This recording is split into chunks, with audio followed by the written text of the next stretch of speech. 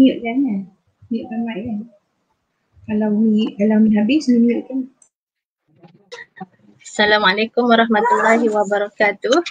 Alhamdulillahirabbil alamin. Wassalatu wassalamu ala asyrafil anbiya'i wal mursalin wa ala alihi wa sahbihi ajmain. Assalamualaikum warahmatullahi wabarakatuh dan selamat malam kepada semua pendengar pada malam ini. Alhamdulillah. Jadi kita akan bersiaran dalam Facebook Live Awan Nasional. Jadi bertemu kita pada malam ini untuk membincangkan satu tajuk penting lah yang amat penting khususnya kepada ahli politik Islam. Jadi kalau kita tengok tajuk dia memang sangat-sangat sangat-sangat rindulah kepada susuk tubuh Tuan Guru Nik Abdul Aziz Nikmat. Jadi siapa yang tidak mengenali kan susuk tubuh bernama Tuan Guru Nik Abdul Aziz Nikmat, kehidupan Allahyarham Tok Guru penuh dengan jihad dakwah beliau, dan Tok Guru ni maksudnya kematiannya juga adalah penuh dengan tangis air mata kerana disayangi oleh rakyat Malaysia. Jadi alhamdulillah pada, minta maaf tiba-tiba masuk lah. Okay. Minta maaf. Alhamdulillah pada malam ini Biro Dakwah dan Pembangunan Rohani Awan Nasional membawakan forum yang bertajuk Tok Guru yang kami kenal pengalaman kerohanian. Okey, untuk tajuk pada forum malam ini kami bawakan kepada semua dua orang ahli panel kita yang kami bawakan. Alhamdulillah dua orang yang tidak asing lagi bagi kita semua. Minta maaf ada gangguan sekejap ya. Mohon maaf semua. Okay, check ya. Mohon maaf Ustaz Pak Izzah tiba-tiba masuk. Okey, jadi kita ada dua orang yang bersama kita, iaitu pada panel yang pertama adalah Ustaz Nik Omar. Ustaz Nik Omar bin Nik Abdul Aziz Nikmat, iaitu anak anda kepada Tuan Guru Nik Abdul Aziz bin Nikmat. Jadi beliau merupakan seorang ilmuwan dan ahli politik yang telah mewakili Pakatan Harapan di Dun Cempaka dan telah menyandang jawatan yang di-Pertua Yadim. Dan panel kedua kita pada hari ini adalah dibawakan khusus iaitu Puan Habibul Izzah Ahmad yang merupakan penulis buku Tok Guru Sebuah Catatan Spiritual, dan juga dua buah buku, iaitu yang kedua adalah buku Sebuah Biografi Awal Tuan Guru Datuk Nik Abdul Aziz Nikmat. Dan beliau Puan Habibul Izzah, beliau merupakan alumni Universiti Malaya, iaitu beliau mempunyai degree dalam media study, kewartawanan, penerbitan dan penulisan kreatif. Selamat datang kepada Ustaz dan Puan Habibul Izzah. Mohon maaf jawabannya ada gangguan sedikit. Sihat ya Ustaz dan Puan? Alhamdulillah. Alhamdulillah sihat. Okey, jadi pada malam ini anjuran Biro Dakwah dan Pembangunan Rohani Awan Nasional, kita bawakan forum ini kerana merasakan betapa pentingnya amalan-amalan kerohanian dan juga spiritual ini untuk khususnya untuk ahli-ahli politik dan juga ahli gerakan Islam, politik Islam, disebabkan kalau kita tengok Tok Guru sendiri telah menunjukkan contoh yang sangat banyak kan, bagaimana beliau seorang Allahyarham Tok Guru seorang ahli politik, tapi dalam masa yang sama dalam setiap ucapan walaupun majlis rasmi tetap juga bercakap berkenaan dengan hari akhirat, bercakap tentang neraka, syurga dan sebagainya. Okey, tanpa membuang masa lagi, kita mulakan forum kita dan sebelum itu ya, terima kasih juga kepada para pendengar penonton kita di Facebook Live Awan Nasional. Jadi untuk makluman pendengar dan juga semua, kita ada tiga pusingan, iaitu pada pusingan yang pertama dan juga kedua ini adalah kita berikan soalan kepada ahli panel, dan pusingan ketiga ni kita akan buka kepada soalan penonton. Jadi kepada penonton boleh tinggalkan soalan di ruangan komen. Dan kami akan bacakan, insya-Allah kita akan bertanya kepada ahli panel kita yang sangat berpengalaman inilah bersama dengan Tok Guru. Alhamdulillah. Okey, jadi kita mula dengan pusingan pertama ya Ustaz. Kepada Ustaz Nik Omar, iaitu melalui pengalaman seharian Ustaz. Ustaz ialah daripada kecil dengan Tok Guru kan Ustaz, sehinggalah kematian Allahyarham Tok Guru ni, melalui pengalaman seharian Tok Guru ni, pengalaman seharian Ustaz lah sebagai anak Tok Guru, pada pandangan Ustaz, apakah ciri-ciri yang ada pada ayahanda Ustaz sehingga beliau ni sangat disayangi dan dihormati dan disegani sebagai kawan, oleh kawan dan lawan? Dipersilakan Ustaz. A'udzubillahi minasyaitonirrajim. Bismillahirrahmanirrahim. Alhamdulillahirabbil alamin wassalatu wassalam ala Rasulillah Sayyidina Muhammad wa ala alihi wa sahbihi ajma'in. Allahumma rabbi shrah li sadri wa yassir li amri wahlul 'uqdatam min lisani yafqahu qawli. Pertamanya banyak-banyak kita bersyukur pada Allah SWT di atas segala nikmat dan kurniaan yang Allah Taala anugerahkan kepada kita sehingga ke saat ini. Yang kedua, hamba nak ucap terima kasih banyak kepada Kawan Nasional kerana menjalankan program ini dan jemput hamba salah seorang ahli panel untuk tajuk yang ya berkaitan dengan almarhum Ayah Datuk Guru, yang mana merasa untuk malam ini hamba nak bagi lebih masa kepada Puan Habibul Izzah lah, sebab hamba dah biasa sebut dan hamba tak nak orang kata kana abi, walakin kita nak kata ha anazah. Maknanya ayah kita buat gini, ayah kita buat gini, kita sendiri apa sumbangan. Apa pun kerana kita rasa kadang-kadang penting juga untuk kita bagi motivasi, untuk kita bagi tanwir, pencerahan tentang kelebihan yang ada pada seseorang, termasuk yang ada pada Tok Guru pada sisi-sisi tertentu. Secara ringkasnya, kalau ikut permintaan soalan tadi, ada satu ayat Quran dalam surah Maryam. Akhir surah Maryam ada sebut, A'udzubillahi minasyaitonirrajim. Bismillahirrahmanirrahim. Innal ladzina amanu wa 'amilus shalihat sayaj'alu lahumur rahmanu wudda.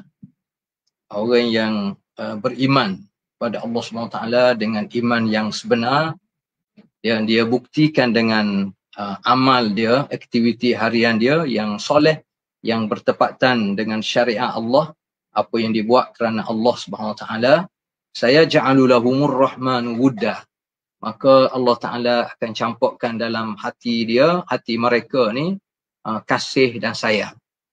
Sama ada Allah sayang kepada mereka ataupun Allah Ta'ala campurkan dalam hati-hati manusia ni untuk menyayangi termasuk individu-individu tersebut yang beriman dengan sebenar dan beramal soleh. Jadi kita berdoa kepada Allah supaya kita semua termasuk almarhum Ayah Datuk Guru termasuk dalam golongan tersebut. Baik, kalau kita nak tengok antara faktor-faktor yang menyebabkan sama ada kawan, sama ada lawan dia ke yang tak setuju dengan dia, maknanya secara umumnya kita tengok semua boleh sayang, semua boleh beri penghormatan yang begitu tinggi kepada Tok Guru, kecuali seorang dua jenis tolol tu, kita kata itu terserah pada mereka lah. Mungkin ada faktor-faktor tertentu. Yang pertamanya adalah sebagaimana kita sebut tadi, Tok Guru ni dia menonjolkan kasih dan sayang dia kepada semua manusia.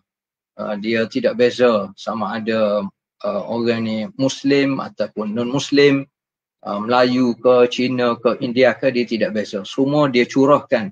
Dia ikhtiar untuk menampakkan kepada tamu-tamu dia bahawasanya dia kasih dan dia sayang kepada semuanya. Bahkan kasih dan sayang dia ni dia takbirkan juga, dia curahkan juga kepada makhluk Allah yang lain. Sebagaimana yang diajar oleh Islam, sebagaimana kita faham, sama ada alam sekitar, sama ada binatang. Sebenarnya Tok Guru pernah, seingat hamba dia ternak ayam belakang rumah dia dalam bilangan yang agak banyak, dan dia pernah pelihara burung merpati dalam bilangan yang agak banyak juga. Dan di sudut alam sekitar dia memang suka berkebun, contohnya berkhidmat untuk tanah. Dia suka tanam pokok-pokok yang besar, pokok kelapa, pokok durian, pokok rambutan, duku,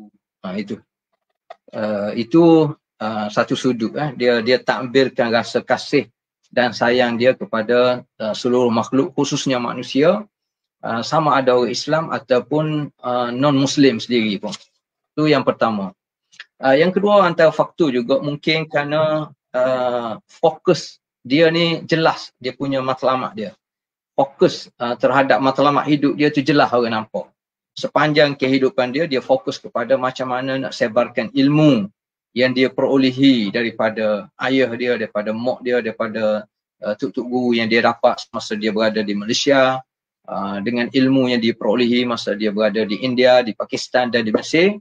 Jadi semua yang dia adun tu sepenuh kehidupan dia, dia ikhtiar untuk menyebarkan ilmu, untuk menyebarkan dakwah, untuk menyebarkan Islam sebagaimana yang diarah oleh Allah SWT.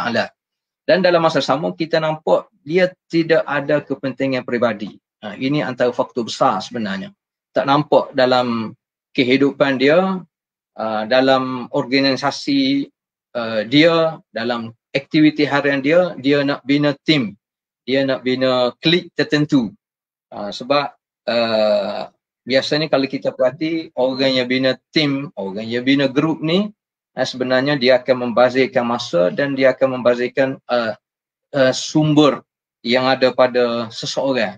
Tidak dapat digunakan kerana atas faktor klik, atas faktor kepentingan. Dan benda ni tidak ada pada Tok Guru.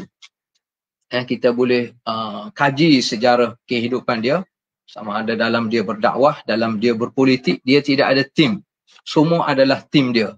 Hak mana betul, dia sokong, dia doakan. Hak mana dia tak setuju, dia nyatakan secara jelas. Walaupun orang yang keliling kelalan dia, orang rapat dengan dia pun, dia bagi tahu secara jelas. Sebab apa? Sebab dia tidak ada tim. Jadi orang yang tidak ada tim, maknanya dia boleh fokus kepada matlamat apa yang dia nak. Jadi semua orang boleh hormat. Dia kata dan dia kota sebenarnya. Ramai orang yang kata tapi dia tidak kota. Yang ketiga mungkin juga kasih dan sayang orang ni pada dia kerana dia ada sifat-sifat utama yang mulia yang kita kata sebati dengan kehidupan dia. Antaranya kita tengok mungkin sifat tawaduk dia. Semua orang boleh terima. Macam mana merendah diri dia dengan semua orang. Dia hormat semua orang mengikut kapasiti masing-masing. Dia hormat kepada tok alim berdasar pada ilmu. Dia hormat orang kampung berdasar kepada lebih tua. Orang kampung juga ada peranan dia dalam kehidupan. Dan dia seorang yang pemurah. Kita kata orang yang pergi jumpa dia hampir keseluruhannya balik tidak dengan tangan kosong. Dia suka menderma, dia suka buat jamuan. Dan antara sifat mulia dia juga yang sebati adalah dia berjiwa besar. Sesuai dengan dia seorang tok alim, sesuai kalau Dr. Ismail Fatani dia gelarkan dan nama sependapat dengan dia, Tok Guru ni layak dipanggil alim Rabbani.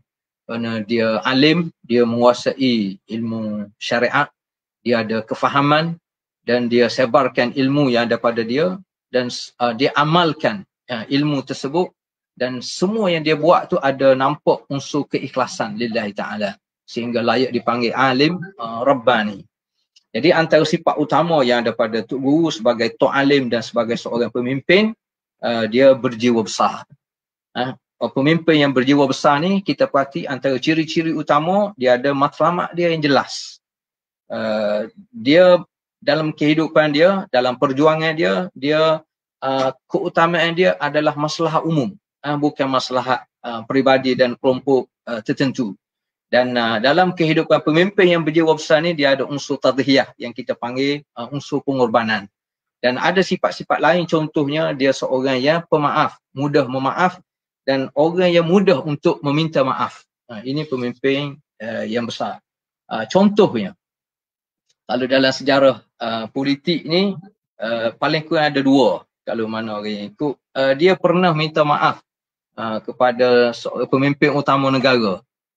Dalam isu masa tu timbul isu pemimpin negara tak pandai mengaji Quran. Jadi mungkin dia rasa terlanjur, dia bercakap ataupun kerana faktor tertentu, dia minta maaf kepada pemimpin tersebut secara terbuka. Ini pemimpin yang berjiwa besar. Yang kedua berkaitan dengan kekalahan teruk PAH di Kelantan 2004 kalau tak silap Amor. Maknanya sehingga PAS tu tinggal satu kursi je. Pada masa tu Tok Guru secara terbuka dalam keadaan sebab dia minta maaf kepada rakyat Kelantan. Kerana maknanya dia rasa dia bertanggungjawab walaupun dia dah sedaya upaya. Amor sendiri secara peribadi nak cari seorang tokoh macam Tok Guru yang hampir sepenuh kehidupan dia curahkan kepada perjuangan. Tapi atas dasar dia ketua, dia rasa dia bertanggungjawab walaupun faktor-faktor tu sebenarnya kalau kita perhati bukan berkait dengan dia. Faktor berkait dengan benda lain, tapi kerana tanggungjawab dia, maka dia minta maaf kepada rakyat Kelantan secara terbuka. Ini jiwa besar sebagai seorang pemimpin. Itu yang Amor boleh sebutlah untuk soalan pertama. Wallahu a'lam. Terima kasih banyak-banyak Ustaz. Masya Allah, memang sangat nak kata sangat padat dan juga sangat tepat dan memang nampak lah yang bila Ustaz sebut ciri-ciri satu persatu tu memang kita duk terbayang lah Ustaz. Maksudnya semua ada pada Tok Guru dan bila Ustaz bagi contoh tu ada juga perkara yang saya baru dengar lah, saya baru perasan dan Alhamdulillah terima kasih banyak kepada Ustaz yang boleh saya simpulkan tu. Maksudnya yang pertama kasih sayang kepada semua. Guru dia berikan kasih sayang kepada semua. Tok Guru fokus untuk menyebarkan ilmu tu, sebab tu kita boleh nampak kan di setiap majlis tu mesti ada Tok Guru akan menyampaikan ilmu. Tak ada kepentingan peribadi, sifat-sifat utama tawaduk, pemurah, berjiwa besar, tadhiyah, pemaaf dan semua tu memang kita boleh nampak pada Tok Guru. Terima kasih banyak kepada Ustaz dan kita pergi kepada Puan Habibul Izzah Ahmad dan saya sebagai yang membaca sendiri buku Tok Guru, sebuah catatan perjalanan spiritual ni, memang sebagai yang mengambil bidang media ni memang saya sangat tersentuh lah dengan kata-kata dan juga terlalu detail lah bagaimana Puan menceritakan kembali pengalaman Puan bersama Tok Guru, khususnya pengalaman spiritual tu. Dan soalan untuk Puan lah, bolehkah Puan berkongsi dengan kami mengapakah Puan memilih tajuk buku Tuan Guru, sebuah catatan perjalanan spiritual sebagai hasil karya Puan? Dipersilakan Puan. Bismillahirrahmanirrahim. Assalamualaikum warahmatullahi taala wabarakatuh. Alhamdulillah, alhamdulillah, alhamdulillah. Allahumma salli ala Sayyidina Muhammad, tibbil qulubi wa dawaiha, tibbil qulubi wa dawaiha, tibbil qulubi wa dawaiha, wa afiyatil abdani wa shifaiha, wa nuril absari wa dhiyaiha, wa ala alihi wa sahbihi wa barik wa sallim. Allahumma salli salatan kamilah وسلم سلاما تاما على سيدنا محمد الذي تنحل به العقد وتنفرج به الكرب وتقضى به الحوائج وتنال به الرغائب وحسن الخواتيم ويستسقى الغمام بوجهه الكريم وعلى آله وصحبه في كل لمحة ونفس بعدد كل معلوم لك. رب اشرح لي صدري ويسر لي أمري واحلل عقدة من لساني يفقهوا قولي والأول والآخر والظاهر والباطن وهو بكل شيء عليم. Amma ba'd. Alhamdulillah, pertama-tamanya saya ingin mengucapkan ribuan terima kasih kepada adik saya, Dr. Khadijah, selaku fasilitator yang membantu untuk melancarkan forum kita pada hari ini. Yang berbahagia, yang saya hormati Ustaz Omar, abang saya. Quote abang saya, sebab ada orang kata Kak Izzah ni macam anak Tok Guru, macam anak Tok Guru ni. Ustaz Omar seolah-olah abang saya lah. Dan saya meraihkan, mengalu-alukan para hadirin hadirat, sahabat sahabiah yang menonton di live FB Awan Nasional pada hari ini. Sebagaimana yang diminta oleh Puan Pengerusi sebentar tadi, yang meminta saya menyebut kenapa saya memilih tajuk buku ini sebagai tajuk Tok Guru, sebuah catatan perjalanan spiritual. Sebenarnya saya sangat rasa agak syahdu hari ni. Buku ni dah keluar 6 tahun yang lalu, sepatutnya apa yang akan saya perkatakan pada hari ini sudah saya luahkan 5-6 tahun yang lalu, tetapi Allah izin setelah 6 tahun kemudian itu baru saya berpeluang dan diberi kesempatan untuk bercakap kenapa saya mencatatkan pengalaman peribadi saya dan saya memilih perkataan spiritual. Sebagaimana yang diketahui, saya memulakan perjalanan mengenali Tok Guru ni bermula pada zaman saya masih lagi seorang pelajar di Universiti Melayu, media study student, di mana pada ketika itu saya telah tertanya-tanya siapakah orang tua ni. Pada ketika itu di Universiti Melayu, aura Tok Guru sangat kuat, sangat kuat.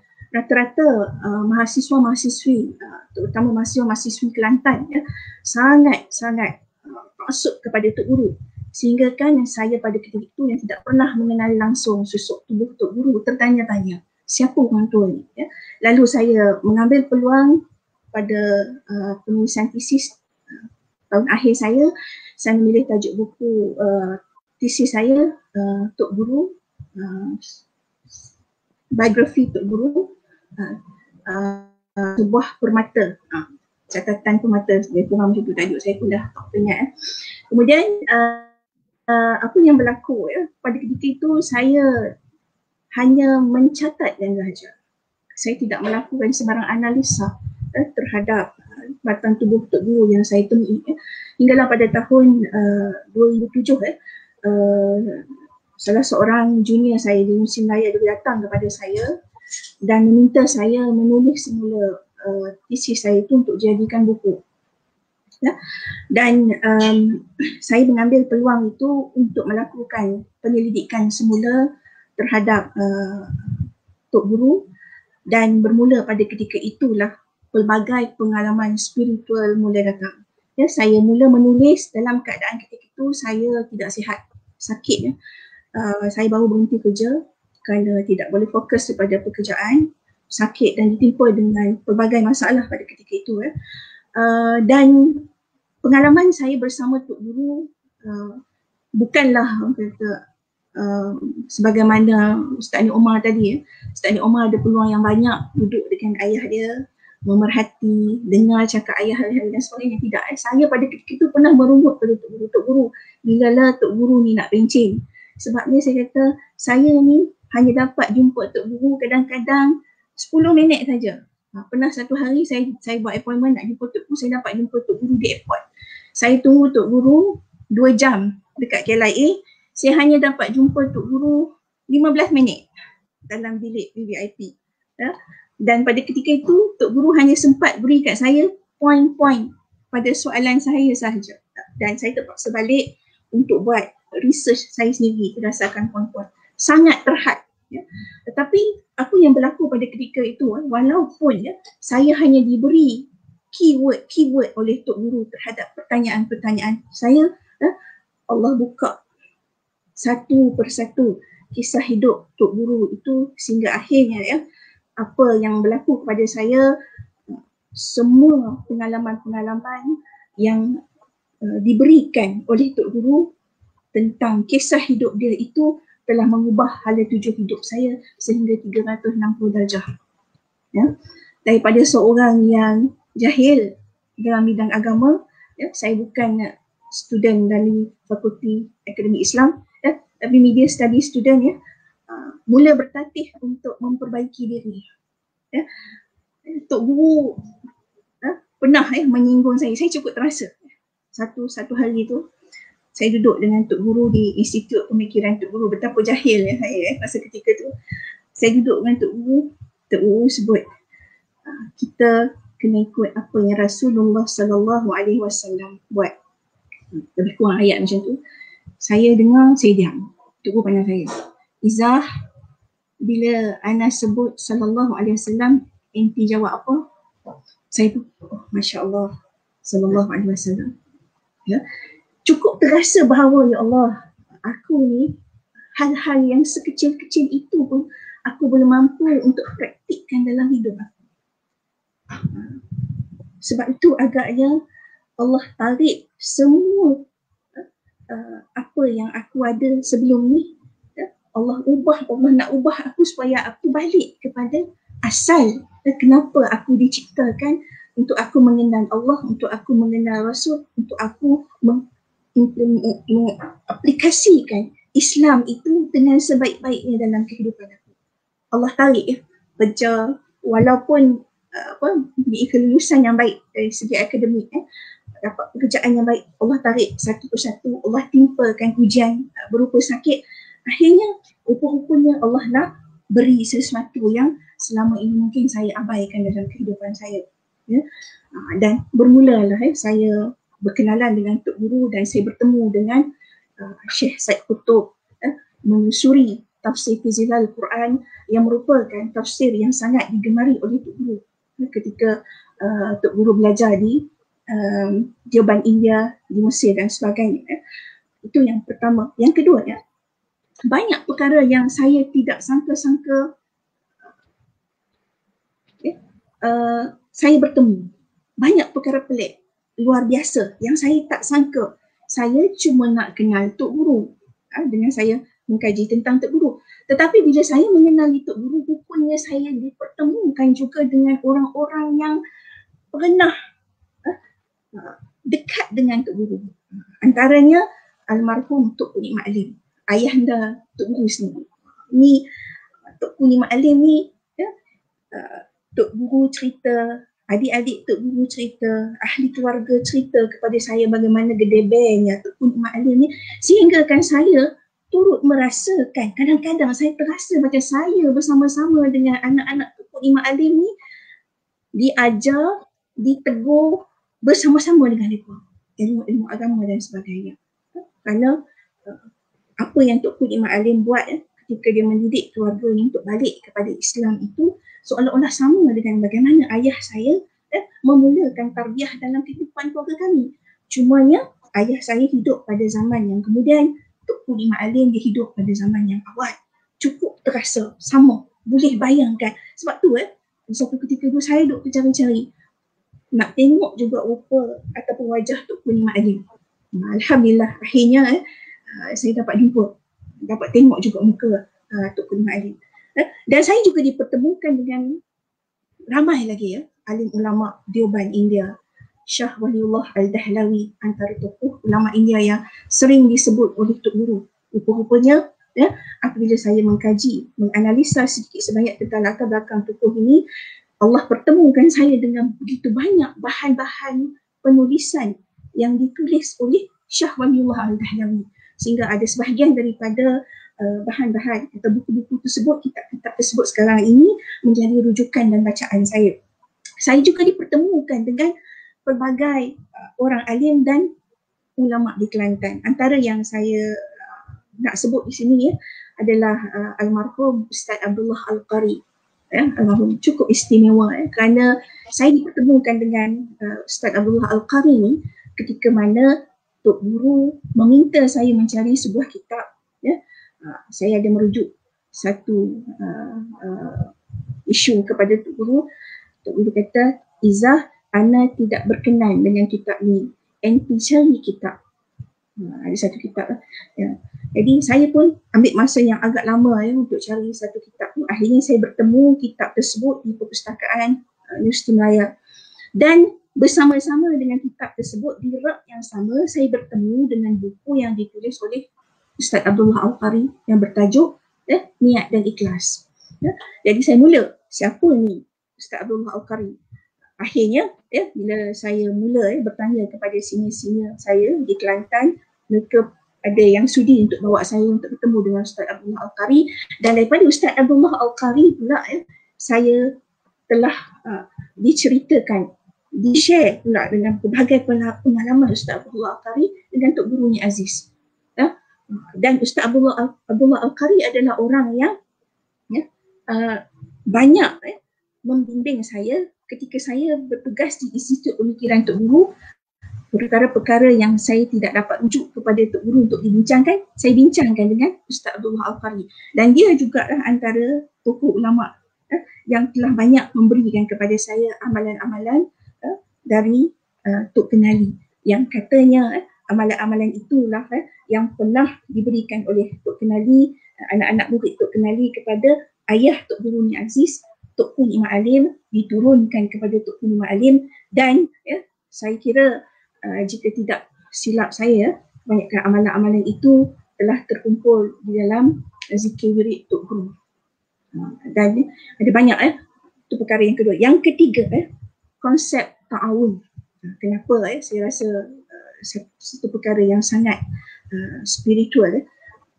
Ta'awun. Perkataan ta'awun ni pun saya dapat setelah Tok Guru meninggal. Saya pun tak sedar ada konsep ta'awun yang berlaku di antara saya dengan Tok Guru. Di penghujung hayat Tok Guru. Pada awal saya menganggap diri saya sebagai seorang anak murid yang nak belajar, yang nak tahu macam mana nak jadi macam Tok Guru, nak jadi orang yang baik, nak ubah hidup saya. Tapi akhirnya di hujung-hujung hayat Tok Guru, seolah-olahnya saya pula yang banyak guide, yang banyak share dengan Tok Guru pengalaman-pengalaman saya belajar dalam ilmu perubatan Islam untuk membantu Tok Guru meringankan beban sakit kanser yang dihadapi oleh Tok Guru pada ketika itu. Ini satu perkara yang saya sangat-sangat tak boleh nak lupakan adalah di mana Tok Guru pula dia semijin seorang spiritual leader seperti Tok Guru, dia tak pernah kata tak kepada saya, tak pernah marah kepada saya kalau saya tersilap, dan tak pernah menolak ataupun mencemuh kepada saya jika saya tersilap. Sebaliknya, Tok Guru pada satu ketika dia pernah sebut kepada saya, dia kata, Izzah, dia kata, Ana selama Ana belajar ilmu Al-Quran, Al-Hadis, Ana tidak pernah belajar bahawa ayat-ayat Al-Quran itu boleh merawat penyakit kanser. Macam mana nak rawat? Saya kata pada Tok Guru bacalah ayat-ayat Al-Quran. Saya tidak perlu ajar Tok Guru apa yang perlu dibaca. Tapi Tok Guru bacalah ayat-ayat Al-Quran, doa, zikir-zikir itu kepada air, dan Tok Guru mandi dan minum air itu. Dia kata, oh macam Ana duk buat air tawar untuk orang sakit tu. Ya, macam tu Tok Guru. Oh, Ana terlupa nak rawat diri Ana sendiri. Pada ketika tu saya rasa macam saya ni terduduk jatuh bukan sebab jatuh jatuh menguntun hati, rasa betapa Masya Allah, inilah dia ulama yang sebenar.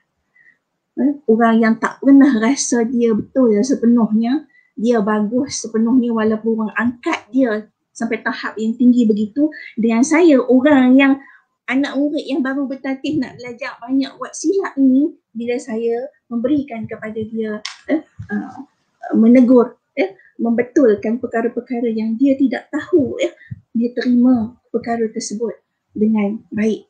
Masya Allah. Dia tak pernah, ini saya kata, martabat Tok Guru sebenarnya, seorang Tok Guru tu dia takkan jatuh kalau dia merendahkan diri kepada orang yang kurang ilmu kepada dia. Tak jatuh pun sebenarnya. Sebaliknya, dia telah memberi sinar yang begitu besar kepada orang-orang yang memerhatikan apa yang dia lakukan. Dan itulah yang saya cukup rasa sampai hari ini. Mungkin pada hari ini ataupun mungkin saya tak akan bertemu lagi dengan seorang ulama yang sebegini. Allahu'alam. Alhamdulillah, terima kasih banyak kepada Puan Habibul Izzah yang berkongsi pengalaman peribadi beliau dengan Tok Guru. Memang beruntun jiwa lah bila saya baca perkongsian Puan Habibul Izzah dalam buku pun, dia ada ceritakan berkenaan dengan bila Tok Guru cakap tu, saya bila Tok Guru cakap tak pernah merawat diri dia tu, saya pun sedih. Bila Puan Habibul Izzah cerita balik pun kita rasa lah kan, maksudnya Tok Guru ni banyak kerja-kerja untuk rakyat ni, sehingga kan diri dia sendiri pun dia boleh terlupa kan, yalah, maksudnya banyak perkara lah yang Tok Guru fikirkan selain daripada diri dia sendiri. Jadi Alhamdulillah, terima kasih Puan banyak-banyak kerana berkongsi. Kita masuk kepada pusingan kedua kita. kepada Ustaz di Omar Ustaz. Boleh Ustaz ceritakan Ustaz, apa sebenarnya kenangan, rasanya banyak kenangan Ustaz kan sebab daripada kecil sehinggalah ke besar bersama Tok Guru ni. Apa kenangan paling istimewa lah, tak apa Ustaz kalau nak cerita lebih daripada satu pun tak apa, kami seronok nak mendengarnya Ustaz. Apakah kenangan paling istimewa tentang ayahanda Ustaz yang paling Ustaz ingat sehingga ke hari ini dan memberi impak yang besar lah kepada kehidupan Ustaz sehingga ke hari inilah, dipersilakan Ustaz. Ya, mungkin kita boleh pilih 2-3 peristiwa. Yang pertamanya mungkin kenangan maknanya yang indah lah, yang kita rasa seronok kita jadi anak kepada seorang ayah apabila dia memenuhi minat kita.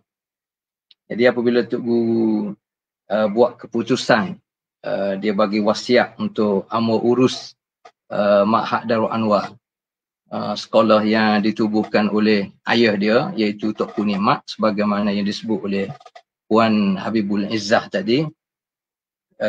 Kemudian diserahkan wasiat kepada Tok Guru, dan Tok Guru semasa dia hidup lagi, akhir 2008, pertengahan 2008 dia serah wasiat tu kepada hamba. Dan siap dengan dia titipkan langkah-langkah yang perlu dilaksanakan. Macam contohnya apabila dia bersetuju, dia beri wasiat pada hamba untuk urus sekolah Ma'had Darul Anwar, sekolah Tok Guru. Dia kata maklum kepada Esko Pendidikan pada masa tu, kemudian maklum pada pok-pok saudara tentang keputusan ni. Kemudian dia bagi tahu sediakan kurikulum sebagaimana hamba duk bincang dengan almarhum ayahanda Tok Guru. Kemudian dia sebut pitih kena cari sendiri, tak boleh bergantung pada ayah. Baik, dalam masa sama ketika mana kita urus sekolah tu, memang kita sekolah persendirian, antara masalah utama adalah masalah kewangan lah antaranya. Jadi dia ni tahu dan dia bagi motivasi kepada kita. Macam contohnya pernah dia sebut pada satu kali, dia kata kita urus sekolah ni macam ayah urus sebuah kerajaan lah. Jadi sebenarnya terlalu jauh antara sekolah sebutir, kita urus sebuah sekolah dengan kapasiti yang terhad, dengan dia sebagai Tok Alim, pemimpin urus sebuah negeri. Tapi dia nak bagi motivasi sebenarnya pada kita. Jadi dia kata kita urus sekolah macamlah ayah ni urus sebuah negeri. Dengan susah payahnya, dengan tak ada duitnya, dengan kerajaan pusat yang melambat-lambatkan geran untuk negeri, macam-macam lah dia kata. Tapi alhamdulillah akhirnya kita berjaya juga. Satu. Yang kedua, dia kadang-kadang dia dalam bentuk nak suruh dalam bentuk jenaka. Pernah satu kali dia tengok lepas pada turun masjid tu, dia tengok pada bangunan sekolah ada bangunan yang masih tak siap. Jadi dia pernah sebut, dia kata bagus juga bangunan sekolah kita ni tak siap, dia kata. Jadi kita tanya dia sebab apa ayah kata macam tu. Sebab dia kata mudah kalau orang mari nak minta derma kita bagi tahu, maknanya sekolah kita pun tak siap lagi bangunan. Jadi kita faham itu sebenarnya dalam keadaan dia senyum, suka, maknanya dia nak bagi motivasi kepada kita sebenarnya. Itu yang pertama. Yang kedua mungkin juga kenangan indah sebab Amor rasa ya setiap adik, sebab adik-beradik Amor ni 10 orang. Kalau kita tanya seorang-seorang mungkin dia ada catatan peribadi dia tersendiri. Ni Amor cerita hak khusus tentang Amor lah. Mengenai sambutan jamuan 4 ekor lembu kerana nak sambut cucu Tok Guru yang ke-50. Ini pun sebenarnya secara tidak dirancang. Kita apabila Tok Guru ni terlalu sibuk, kita adik-beradik kita bincang macam mana cara nak suruh ada paling kurang satu masa kita boleh bersama dengan ayah. Kita kecek bab keluarga, kita tak kecek bab politik, kita kecek bab bola, kita kecek bab pertanian, kita kecek bab lain. Sebab kalau masuk bab politik dia jadi lain sikit. Jadi bersetujulah akhirnya kita buat perjumpaan malam Khamis. Kemudian ditukar kepada malam Jumaat. Maknanya selepas pada kuliah Tok Guru, kuliah Maghrib. Jadi lepas Isya tu kita adik-beradik bawa anak-anak cucu-cucu Tok Guru ni pergi rumah dia. Makan nasi, buah, kecek lepas Isya lah. Jadi satu kali tu sebab dia duk parti cucu dia ni ramai sangat. Dia pun terlupa, dia kata berapa orang dah cucu dia. Jadi kita sendiri pun bila-bila ada 49 orang. 49 orang pada masa tu. Jadi kita pun kecek, kita sebut kalau lahir yang seorang lagi maknanya 50, jadi 75 lah. Jadi dia suka. Dia kata insya-Allah kalau mari cucu ke 50 kita jamu secara besar-besar sikit lah. Jadi semua pakat tenanti-nanti lah. Siapa dia cucu yang ke 50. Jadi takdir Allah Ta'ala, isteri hamba, Wah Kamaliah, dia mengandung anak yang ke 50, cucu yang ke 50, cucu Tok Guru. Jadi memang dia jamu sungguh lah. Lebih kurang 4 ekor lembu dia jamu. Dan Amor sebenarnya, antara minat Amor adalah, kalau adik-beradik yang lain, agak ramai juga yang apabila lahir anak, ya memang dia tanya, sebagaimana orang lain pun mari tanya Tok Guru nak letak nama apa. Amor sendiri pun nak tanya juga, tapi sebab pada masa tu Amor sendiri minat. Moga kita biasa seorang ayah kan. Jadi apabila lahirnya anak, kita nak letak nama sendiri ni. Cari nama tu, cari nama ni. Jadi nama pertama Amor letak sendiri, Nik Ahmad Muhajir. Nama kedua, Nik Ahmad Hasib. Nama ketiga, Nik Awanis Nuha. Yang keempat, Nik Ahmad Bashir. Apabila mari yang kelima ni, jadi tergerak hati nak suruh Tok Guru sendiri, nak suruh ayah yang letak nama. Sehingga dia tanya, kan sebelum ni Mal letak sendiri, kan nama anak-anak. Tapi kita kata tak apalah sebab cucu ayah yang ke-50 ni nak suruh ayah letak nama. Jadi dia letak nama tu benda, nama yang kita memang suka, ni Nur Rabbiha. Jadi sebenarnya kisah-kisah macam tu menyebabkan kita rasa seronok lah. Yang ketiga, mungkin secara umumnya kita adik-beradik termasuk Amor khususnya rasa cukup berpuas hati sebenarnya dengan didikan yang diberi oleh ayahanda bonda lah. Dua-dua bila sebut didikan ni ayahanda bonda sekali. Fokus utama dia tentang semaya, tentang Quran sebagaimana Amor sentiasa sebut. Tok Guru sendiri kalau subuh tu biasanya dia sendiri gerak dan dia gerak biasanya dia gerak Amor lah sebab Amor anak lelaki sulung. Dan cara dia gerak pun mudah, dia sentuh ibu jari kaki dia dengan ibu jari Amor, dia kata Ma bangun subuh. Kadang-kadang dia sebut Umar bangun subuh. Kadang-kadang dia sebut Ni Umar bangun subuh. Jadi dia guna belaka. Jadi didikan tu berterusan semenjak daripada kecil lagi. Dia tekan supaya solat berjemaah. Dan dia tekan belajar Quran dan Amor masa tu belajar dengan adik-adik semua sekali setiap kali lepas maghrib dan lepas subuh. Semua sekali adik-beradik dan dia mengajarnya memang bonda lah. Cuma Tok Guru ni jarang-jarang sekali dia tengok, dia pantau lah. Begitu juga didikan dia secara tidak langsung dia bagi ilmu kepada kita, dia wajib. Amor terutamanya pergi ke mana sahaja majlis ilmu dia. Sama ada kuliah maghrib ke, sama ada kuliah sebelum maghrib ke, kuliah sebelum Jumaat, khutbah Jumaat, tazkirah selepas Jumaat, sepanjang lebih kurang. Dia semenjak daripada kecil sampai kepada Amor pergi ke Mesir akhir 85. Dan didikan secara tidak langsung juga, contohnya dia didik kita macam mana dia biasa bagi duit pada kita setiap kali dia pergi ke masjid untuk semaya Jumaat. Dia raung masjid-masjid surau dalam kawasan dia paling kurang. Jadi kadang-kadang dia bagi duit pada kita supaya kita derma kepada tabung masjid tu. Jadi kita yang kecil ni kita rasa seronok, kita rasa suka, jadi seolah duit kita derma ni adalah duit kita. Jadi sebenarnya bila kita fikir balik sebenarnya dia nak didik kita supaya tidak bakhil dengan rezeki Allah Subhanahu Wa Taala. Begitu juga Amor ingat sampai ke sekarang ni cara didikan dia. Tok Guru ni memang dia backing lah. Memang dia backing sebenarnya. Cuma dia penuh dengan kasih sayang. Ya kita masa kecil-kecil dulu budak-budak dia suka bala. Amor ada seorang pok saudara yang umur lebih kurang Amor. Mana dia 13 tahun. Dia kalau umur 12 dia umur 13. Umur 13 dia umur 14. 13 tahun dia lebih tua pada Amor. Mana adik Tok Guru paling bosu. Pok saudara Amor dia 13 tahun tua. Jadi kita masa main dulu kita bala. Ada satu kali tu bala pada dituduh kata curi telah ayah. Jadi apabila dia dapat tahu, dia tidak tanya kita, dia terus panggil kita, ikut dia. Kita pun ikut belakang dia. Sampai ke rumah pok saudara ni, apabila darah keluar, dia kata minta maaf. Salah, minta maaf. Jadi kita pun salah, kita pun minta maaf dengan dia. Sesat, dia pun balik, kita pun balik. Jadi kita balik, kita make it seorang.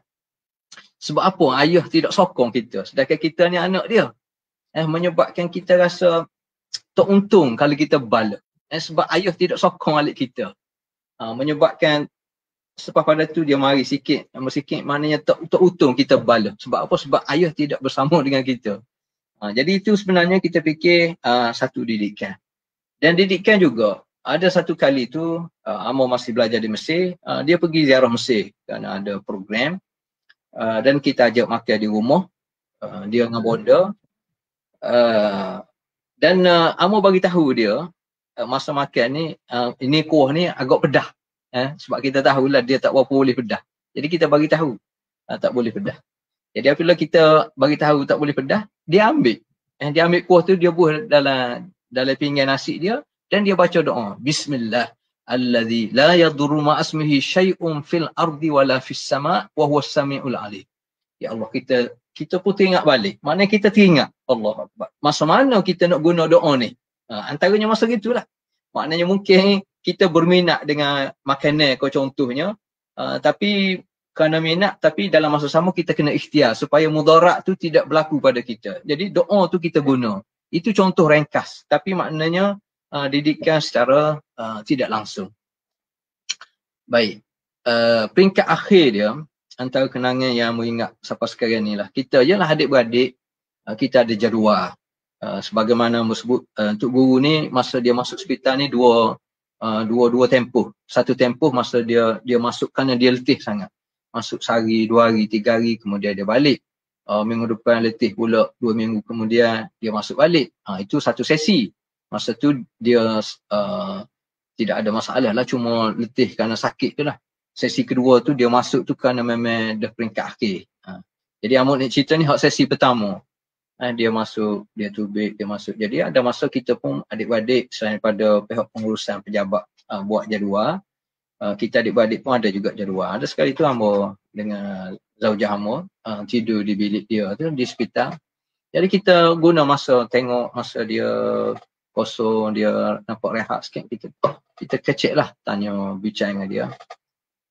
Kita kecek keluarga, kita kecek isu semasa. Sampai satu tahap dia ada sebut, dia keluar yang Amor rasa cukup terkesan, ingat sekarang ni.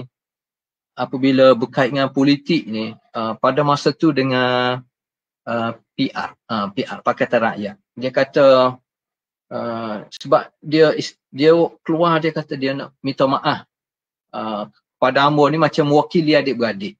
Sebab ayah ni dia kata terlalu masa dia dengan perjuangan ni, sehingga dia kata ayah ni tatan.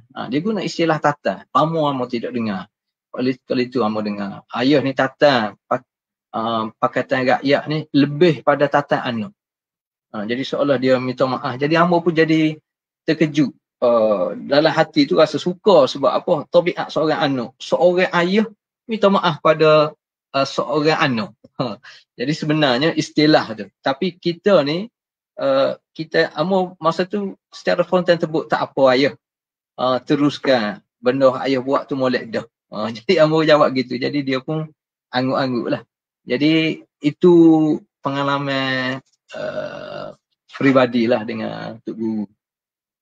Dan saat-saat akhir pun kebetulan sebelum dia balik ke rumah, hari Khamis petang Khamis, kebetulan Amor pergi ziarah lepas asar, dan kebetulan masa tu bonda pun ada sekali, kakak sulung Amor pun ada, dan pada masa tu ada doktor pakar yang rawat dia. Jadi kita tengok ayahanda pun semakin uzur. Dia pun sebut 2-3 hari sebelum tu kepada Amor dia nak balik ke rumah. Jadi Amor bincang dengan bonda, dia setuju kita balik. Kita bincang dengan doktor pakar pun, doktor pakar setuju. Jadi Amor pun ceritalah, dia pun tak nak kecek dah masa tu Tok Guru. Amor bisik di telinga dia, kata ayah, kita sekarang ni dah buat urusan untuk bawa ayah balik ke rumah sebagaimana hak ayah minta. Dan alhamdulillah malam ni malam Jumaat. Jadi dia tak nak kecek dah, cuma dia tak ambil dengan menitiskan air mata. Jadi waktu tu Amor tak boleh nak lupa sampai sekarang ni lah.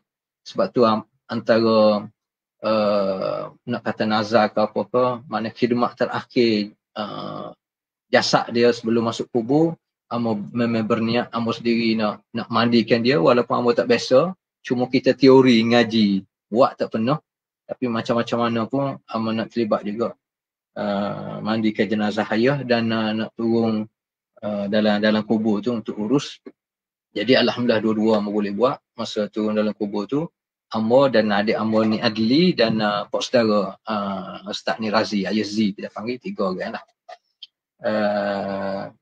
Itulah hamba rasa yang hamba boleh kenangan indah hamba antaranya lah. Wallahu a'lam. Alhamdulillah, terima kasih banyak Ustaz menceritakan kepada kami ni detail tentang pengalaman manis, pengalaman bersama dengan Tok Guru yang tak pernah Ustaz lupa kan. Jadi kami pun memang mendengarnya, mesti ramailah mendengarnya dengan penuh khusyuk disebabkan ramai di kalangan penonton kita kan yang sangat menyayangi Tok Guru ni. Terima kasih banyak-banyak sekali lagi Ustaz. Okay, dan kita kembali kepada Puan Habibul Izzah. Jadi Puan, sepanjanglah menulis ni mesti macam-macam lah pengalaman yang Puan hadapi kan. Biasanya 2 buku tu sendiri daripada degree yang tahun akhir sehinggalah menulis lepas Tok Guru meninggal. Jadi memang sangat banyak pengalaman kan. Jadi apakah pengajaran-pengajaran yang Puan boleh kongsikan kepada kami semua semasa menulis dan setelah menyiapkan buku tentang Tok Guru ni? Dipersilakan Puan. Boleh unmute Puan. Bismillahirrahmanirrahim. Ya betul. Memang banyak pengajaran sehingga kan bila soalan ini dilontarkan kepada saya sendiri terfikir yang mana satu yang saya nak share. Cuma pada malam ni saya rasa ada 2 perkara yang saya nak share dengan para hadirin sekalian. Yang pertama, saya mungkin di antara orang yang tidak direzekikan untuk belajar ilmu agama, ilmu Al-Quran, As-Sunnah, ilmu bahasa Arab, ilmu tajwid dan sebagainya secara mendalam sejak dari kecil. Belajar ilmu agama ni setakat boleh mengaji, boleh solat, faham tentang sedikit amalan hidup Islam dan sebagainya. Kemudian terus bergelumang dengan belajar ilmu-ilmu yang bersifat sekular ataupun ilmu yang baik dan tidak pernah mempraktikkan budaya atau gaya hidup Islam itu sepenuhnya dalam hidup secara cermat. Saya sebut secara cermat, solat tetapi tidak secermat sebagaimana sepatutnya, buat ibadah-ibadah seolah-olah mengikut adat apa yang mak ayah buat, apa yang orang Islam buat, kita ikut tanpa kita detail out kenapa aku buat ibadah ni, kenapa aku buat amalan ni dan sebagainya. Sehinggalah apabila saya jatuh sakit, berhadapan dengan pelbagai ujian, masalah dan sebagainya, saya mula tercari-cari apa yang saya nak kena buat, apa yang saya nak kena bertindak macam mana dan sebagainya. Dan pertemuan saya dengan Tok Guru Aziz telah merezekikan saya bertemu dengan sosok tubuh Tok Nikmat Alim. Saya diceritakan Tok Nikmat Alim juga adalah seorang yang dilahirkan dalam keluarga yang jahil. Keluarga Raja Jembal, jahil bidang dalam hidup beragama. Kemudian Tok Nikmat Alim ni kerana kejahilan keluarganya, satu ketika dia pernah lari daripada keluarga dia sebab dia tak suka ayah dia duk laga ayam, duk buat benda-benda perkara-perkara, duk berjudi dan sebagainya. Dia lari daripada rumah dia, dia ikut seorang alim yang akhirnya orang alim tu dia pangkatnya. Bersama-sama dengan orang alim, Tok Nikmat Alim mula belajar ilmu agama sehingga akhirnya daripada seorang yang jahil dia mula jadi alim, dipanggil nikmatillah, nikmat alim kerana daripada jahil dia jadi alim. Dan disebabkan itu dia sanggup menghapuskan gelaran raja pada nama dia, Raja Muhammad, jadi nikmat alim. Jadi Tok Pul Imam Alim apabila dia mula mendapat kesedaran tentang hidup beragama, dia mula mengubah keluarga dia. Pada zaman tu dulu orang Kelantan, orang perempuan dia pakai berkemban, kain batik berkemban keluar. Kehidupan tidak mengikut apa yang sepatutnya Islam sarankan. Tapi Tok Pul Imam Alim dia jaga keluarga dia, anak dia, isteri dia, semua dia jaga aurat dia. Bahkan dia tu sendiri nak ke mana-mana dia akan pakai payung. Dia akan sediakan satu payung kalau dia nak keluar pergi ke pekan ke, pergi ke kedai dan sebagainya, dia bawa payung bukan sebab hujan. Tetapi apabila dia nampak orang perempuan lalu lalang dengan berkemban tu, dia akan buka payung tu, dia tutup pandangan mata dia. Tak mau tengok aurat. Dan Tok Pul Imam Alim juga adalah orang yang orang yang sangat tegas dalam kehidupan beragama. Bila dia mula dapat Islam, dia mula melakukan serangan ataupun membuang perkara-perkara khurafat yang banyak diamalkan oleh masyarakat pada ketika itu. Antaranya dia tidak suka tahlil dibacakan. Tidak ada tahlil untuk kematian. Dan banyak lagi perkara-perkara yang Tok Pul Imam Alim buat. Dan ini sebenarnya menyebabkan saya pada satu ketika dulu telah mengangkat Tok Pul Imam Alim ini sebagai seorang tokoh ulama yang membina Tok Pul Imam Alim ni dia tidak ada pondok. Zaman dulu Tok Guru orang alim ni dia ada pondok, tapi Tok Pul Imam Alim dia ada pondok. Sebab dia kata dia tak nak dirikan pondok kerana dia tak ada duit, dan dia tidak mahu dirikan pondok dengan duit derma daripada orang. Kalau dia nak buat, dia akan bina pondok dengan duit dia sendiri. Sebab itulah bila dia tidak mampu untuk mendirikan pondok, dia mula membina madrasah keluarga dia. Keluarga dia tu jadi anak murid dia. Dia tacap sungguh-sungguh sehingga kan hampir ke semua anak-anak Tok Pul Imam Alim ni adalah orang-orang yang alim dan belajar tinggi dalam bidang agama. Berbalik kepada saya, saya tidak direzekikan untuk belajar ilmu agama, tetapi apabila menyusuri kehidupan Tok Guru yang aziz, saya mula belajar untuk memperbaiki diri saya sebagaimana Tok Pul Imam Alim. Jadi hari ini saya nak share, saya nak beri berita gembira kepada orang-orang yang tidak pernah berpeluang untuk belajar ilmu agama di usia di seawal usia kecil, tengah-tengah pada usia 30, 40 baru dapat kesedaran dan baru dapat peluang untuk belajar ilmu agama, maka pada ketika ini kita ambil betul-betul peluang itu untuk kita memperbaiki kekurangan-kekurangan yang ada pada diri kita. Tidak pernah ada perkataan rugi sebenarnya.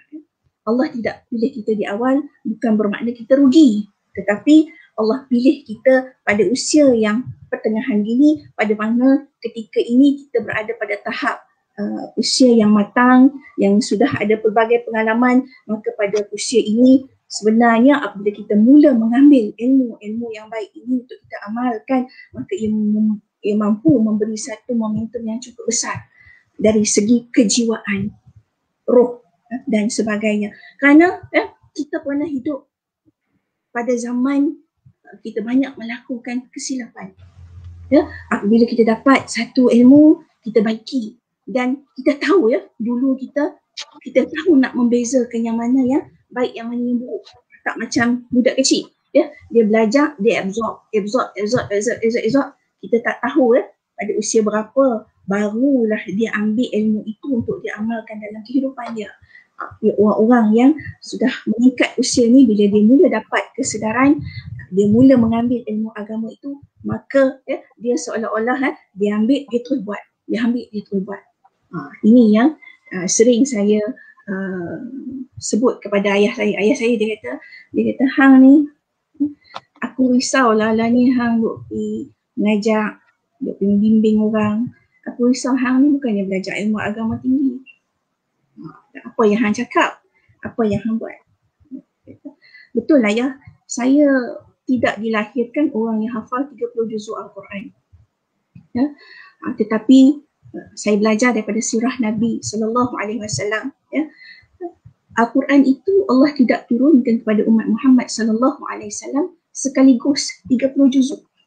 Ya. Tetapi Allah turunkan Al-Quran itu satu ayat mengikut keperluan, mengikut isu, mengikut masalah yang timbul pada ketika itu. Dan apabila Nabi sallallahu alaihi wasallam sebut kepada sahabat ambil ayat Al-Quran tu, dia hafal dan dia terus gunakan wahyu Allah Subhanahu Wa Taala itu untuk menyelesaikan masalah-masalah yang timbul pada ketika itu. Sama dengan apa yang berlaku kepada saya pada hari ini. Apabila saya ditimpa dengan pelbagai masalah, ujian, sakit dan sebagainya, Allah lontarkan kepada saya kembali Al-Quran itu untuk saya ambil sebagai penawar untuk memperbaiki masalah penyakit. Maka saya ambil satu ayat Al-Quran itu, saya apply dalam kehidupan, saya gunakan dan saya rawat diri saya. Alhamdulillah, ya, kita dapat kesan yang cukup kuat kerana pada ketika itu, ya, di antara kehidupan lalu yang penuh dengan kejahilan dan, ya, sinar baru, nur cahaya baru yang Allah lontarkan itu, kita dapat dengan kuat dan kita terus yakin untuk mengimplementasikan seterusnya dalam kehidupan kita. Itu perkara yang pertama. Jadi jangan la tahzan, jangan bersedih wahai sahabat-sahabat yang, ya, baru saja mula nak mencari ataupun nak mendekatkan diri kepada Allah Subhanahu Wa Taala. Kedua, perkara yang kedua yang saya nak kongsikan dengan sahabat-sahabat sekalian ialah, saya perhatikan Tok Guru ni dalam apa jua keadaan pun, pergantungan dia kepada Allah Subhanahu Wa Taala, itulah satu perkara yang menyebabkan dia hidup menjadi seorang yang begitu dipandang tinggi oleh masyarakat. Bukan masyarakat di negara kita saja, malahan di seluruh dunia, semua memberi pengiktirafan kepada Tok Guru ni Aziz. Dia merupakan seorang spiritual leader yang auranya begitu kuat, ya.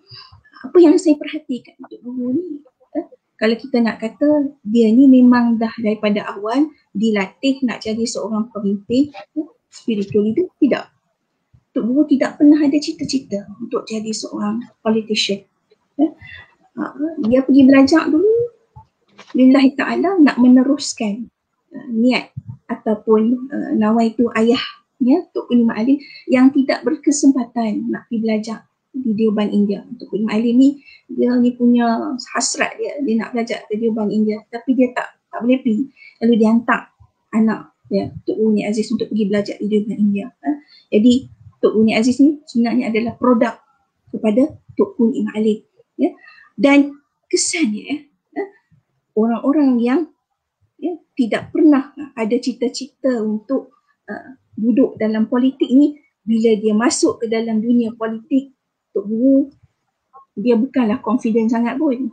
Saya nak ceritakan satu kisah di mana saya pernah diceritakan ketika saya bertugas di Institut Pemikiran Tok Guru, pengarah Institut Pemikiran Tok Guru Dr. Syamsuddin beritahu saya, dia kata pada hari pertama Tok Guru masuk untuk mesyuarat ketika dia telah dilantik sebagai Menteri Besar Kelantan, dia kata, Tok Guru kata dia tak nak lead mesyuarat pada hari itu sebab dia kata dia tak biasa, dia tidak ada pengalaman nak lead mesyuarat, tak reti, tak pernah. Jadi pada ketika itu dia telah meminta Datuk MD sekarang, Kelantan sekarang, untuk membantu dia mengendalikan mesyuarat pada hari itu. Tapi itu bukan bermakna yang dia ni kurang. Tidak, orang lain lebih hebat pada dia. Tidak, dia mula masuk jadi seorang politician dengan belajar melalui pemerhatian. Dia memerhati. Dan apa yang berlaku, bila dia tidak ada keyakinan yang penuh itu, maka apa yang diceritakan juga kepada saya ni, Tok Guru Ni Aziz ni, setiap kali dia masuk ke pejabat, dia pasti akan melakukan solat 2 rakaat. Solat 2 rakaat sebagai tanda pergantungan yang cukup tinggi kepada Allah Subhanahu Wa Taala untuk membantu dia yang dia rasa aku ni tidak mampu sebenarnya untuk jadi pemimpin, tetapi aku kena buat juga sebab aku telah dipilih oleh rakyat. Maka ya Allah, tolonglah aku, bantulah aku. Inilah yang saya ambil dan saya praktikkan dalam kerja-kerja yang saya lakukan pada hari ini, iaitu kerja-kerja penyelidikan dalam bidang perubatan Islam. Saya bukanlah orang yang paling layak untuk duduk buat kajian dan menganalisa masalah-masalah penyakit dan mencadangkan kaedah-kaedah rawatan. Bukan orang yang terbaik, cukup banyak kelemahan. Tapi jika saya menolak, maka tidak ada orang lain yang akan buat. Jadi saya minta kepada Allah Subhanahu Wa Taala, ya Allah, tolonglah aku, bantulah aku. Dan ini saya dapat kekuatan ini sebenarnya bila saya analisa zikir wirid Tok Guru. Zikir wirid Tok Guru tu, Masya Allah, orang-orang yang ambil zikir wirid untuk diamalkan, insya-Allah dia akan jadi orang yang kuat sebagaimana kuatnya pergantungan Tok Guru kepada Allah Subhanahu Wa Taala. Allahu a'lam. Terima kasih banyak kepada Puan Habibul Izzah yang berkongsi tentang apa pengajaran, di antaranya yang saya sempat tulis di sini, iaitu nak belajar ilmu agama tu maksudnya sehingga kiliang lahat kan. Maksudnya sebelum meninggal tu kita dah boleh belajar, jangan sedih lah. Yang keduanya adalah untuk guru ni dia tak ada cita-cita menjadi politician di awalnya, tapi maksudnya first kali dia belajar melalui pemerhatian. Tu pun penting jugalah untuk sebagai ahli amanah ataupun yang dah memang rasa nak berkecimpung dalam sebagai ahli politik ni, kita boleh belajarlah bagaimana Tok Guru menjadi seorang ahli politik yang sangat baik kan. Okey, jadi Puan Habibul Izzah ada menyebutkan tentang zikir Tok Guru tu, dan saya pun sebenarnya kami daripada Biro Dakwah dan Pemandang Rohani Awal Nasional ni, kami pun baru tahu sebenarnya ada maksudnya zikir Tok Guru ni, yang wirid Tok Guru ni. Maksudnya kami baru tahu, dan mungkin kita akan buatlah satu lagi. Kita kena bedah sebenarnya wirid Tok Guru ni, kita kena fahamkan dan sebagainya. Mungkin akan ada lagi lah insya-Allah kan, sebab tak cukup lah dalam satu forum. Forum ni adalah khusus untuk pengalaman, dan insya-Allah kita mungkin akan bedah wirid Tok Guru ni dan kita nak fahamkan berkenaan dengan wirid Tok Guru ni. Okay. Terima kasih banyak kepada Puan Habibul Izzah. Okey, jadi kita sudah sampai ke pusingan yang terakhir lah sebelum kesimpulan. Dan sebab kepada semua penonton kita di Facebook, boleh tinggalkanlah soalan ya. Apa-apa saja soalan berkenaan dengan Tok Guru ni, insya-Allah kita sampaikan kepada dua ahli panel kita yang sangat berpengalaman bersama Tok Guru, dan banyak sekali input-input yang kita baru dengar kan sekarang pada hari ini. Okey, jadi sementara kita menunggulah soalan, sekiranya ada soalan dalam Facebook nanti pihak admin akan keluarkan. Sementara kita tunggu, kita pergi kembali kepada Ustaz Nik Omar. Ustaz Nik Omar. Okey Ustaz. Sebagaimana yang diketahui lah, yang kita bagi yang selalulah mendengar kuliah Tok Guru ataupun kuliah ataupun dalam majlis-majlis rasmi maupun bersama dengan yang bukan Islam dan Muslim pun, Tok Guru masih maksudnya sentiasa ada lah ayat-ayat Quran, dan juga Tok Gurunya istimewanya orang boleh terima apa yang Tok Guru cakap tu, boleh terima. Sama ada Tok Guru cakap secara spontan ataupun memang disediakan teks sebelum tu kan, orang boleh terima. Jadi macam mana? Jadi ada yang beranggapan pula bahawa macam contohnya isu akhirat, dakwah dan sebagainya, khususnya lah kita ni Ustaz dalam parti politik ni, tak perlu dicampur adukkan lah dalam ucapan seharian kita, contohnya majlis rasmi ataupun pada non-Muslim. Jadi pada pandangan Ustaz, adakah tepat perkara tersebut dan mengapa Ustaz? Dipersilakan. Dia mungkin secara ringkasnya itu antara mungkin kelainan ataupun keunikan yang ada pada Tok Guru lah. Sama ada dalam pentas kuliah biasa atau dalam pentas politik, hatta apabila dia bersama dengan program non-Muslim pun benar sama yang dia sebut.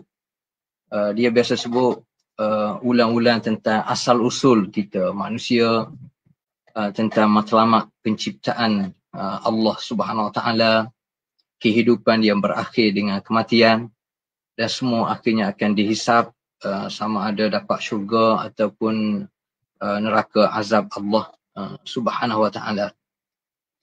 Sebenarnya kalau kita perhati, sebenarnya dia mungkin agak pelik kerana Tok Guru masyhur sebagai pemimpin politik.